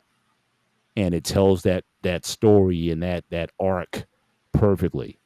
And so I would even though it's very profane, it's one of the most profane movies of all time. It's still the way it delivers. It's Brian De Palma masterpiece. So I would say that's my greatest organized crime film of all time. Yes, it is. Brilliant film, indeed.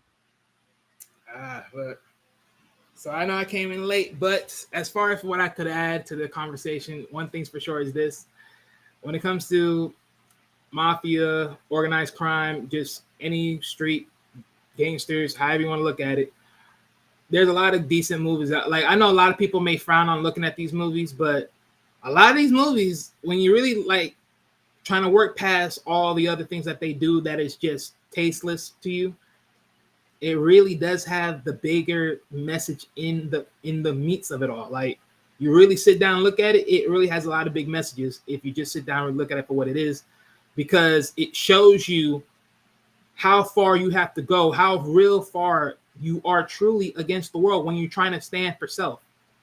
Because think about it, imagine a world where you knew all you had was family, people you kept close in to family, and then that's it.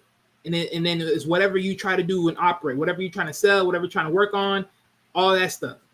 Because you're literally working against everyone that's trying to be against you. Think about it. It's like if you let's say you had a grocery market, like a grocery store, right? It's the typical everyday world. It's the Walmart versus Publix. Who's going to win? It's the Walmart versus Target. It's the Walmart. It's the constant stores. Like who's winning here, right? It's you have those markets and everyone's on a corner somewhere and someone's trying to win somewhere. But eventually they're going to have a battle with each other and someone's going to win that battle. Someone's going to be the top guy. And it's sort of that same thing. You're out here fighting for that overall. And while also trying to make sure your family's straight and everything else of that nature. But yeah, it's a cool world out there. And this is how far people are willing to go to do it and show you how far it is. So yeah.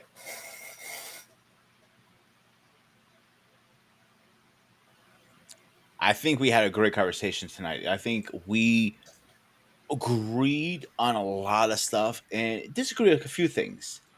But I still find that era very fascinating. Their lifestyle is fascinating. Would I ever do it? Hell no. I'm too chicken shit to do it. But I think it's fascinating. So let's do a quick schedule update and let's get the heck out of here. So tomorrow we're doing the gray area part 2 of what does love mean to you. Paul and myself and our friend Boss Man will be joining us tomorrow. I'm looking forward to where this conversation is going tomorrow. And on Thursday, we're going to do one of my favorite animes, and I might pop my little squeaky cat into that conversation. Techno Man, the Forgetting Hero. It is something I grew up on. I love Techno Man. I think he has not got justice of this series, and I wish we had a round 2 to give it a fair chance. On Thursday, we're going to be talking the backbone of a family. Celebrate the straight wife. And this is for Eric because me and Eric have been arguing lately about Batman stuff. We'll be talking about next week Batman, The Dark Knight, surely the whole thing. I mean, from Truly. 85 to everything. So, yes, Eric, I will still say it. Batman Dark Knight series was the best one, and Heath Ledger's Joker was the best Joker ever, hands down. I know he's gonna argue with me, but okay, we're gonna argue next week about it. What Um, argument will he have? he liked Jack the 85 Jack 89. He likes look. Batman 89 is still my favorite Batman film. I appreciate the Christopher Nolan series, Mhm. but Batman 89, that was one of those films that, again, there's certain films that the entire comic book genre hinges on, and I can name 3 of them. Superman 78, and it's ironic because these films are about 11 years apart. Superman 78, Batman 89, Spider-Man 2002. Those are like the pillars for which all other what we know of in this comic book space, if those movies didn't pop off, I don't think we'd have what we have today. So again, those I'll are give the you that. those are the give you G's that really help to launch it and not make it look stupid or what have you. So I The would only have to thing I would say was Batman 85 was 89. 89 was the breaking point for comic book movies. Not gonna deny, was more based on the anime series and the comic book at the time. But the Dark Knight is more foundation to the original character it was back in the day. The only thing I want to say before we go, to our buddy over here, hope you like. I'm happy you like the stream. I hope you think about prescribing. We have a lot more content coming up. We are streaming 4 days a week. We're looking to add more days to the network. Please just hit the sub button. It will really help me out. Help the guys out. We're a team here. I don't do this by myself. I can't do this without him, and I can't do it without him. We're a team. Except that, Paul. Anything else? Nope, we're good. Great discussion. Wally. Oh, real quick, Why did you see Cap yet? Hmm? Did you see Cap yet? Oh, the newest movie already out already? Yeah, it came out. Where you been? Hey, look, man, I have so much going on. I don't got time for movies like I used to. Like, that's how hard it is to be like. I'm rocking the Captain America shirt today. Yeah. I just didn't know if it dropped yet. Oh yeah, it came out. It came out yesterday. So I saw it today. So we gotta build into it. I just came before I got on tonight. I was in a 3-hour. I went with 3 other guys, so we had a 3-hour discussion on the film. So not giving any spoilers, but it's definitely something worth having a discussion on. Yeah, I definitely gotta watch it though. I definitely gotta watch it because that watch is it. I You know what? Let's do this. You, Wally, watch it. I'll try to get to the movie theaters with my busy schedule. And I'm more than likely I'm going to see it again because my daughter wants to see. She comes home from college next weekend, so we're going to see it again. So yeah, I was gonna say let's try all of us to go watch it. And maybe we can have a live debate on it online on one of our shows. I'm gonna try. Can't promise anything on that one. Except that, guys, this was the Spartan Institute Network. This is the Upper Student Hangout Show. Please do us a favor, hit the likes and subscribe. As always, stay fresh, stay safe. And Eric, we're gonna argue next week about that because you're ready to get warmed up because you're gonna lose the debate. Okay, look, I ain't gonna lie, real quick. Look, I just had to look up just to make sure what Batman you was talking about. Look, Eric, as much that may be the classic, I can't agree with you, my man. I can't agree with you. All right, we're gonna have this argument tomorrow, guys. I'll see you guys next week. Actually, I'll see you guys tomorrow in the Gray area. Yes, as always, stay fresh, stay safe, and I'll see you in the next one.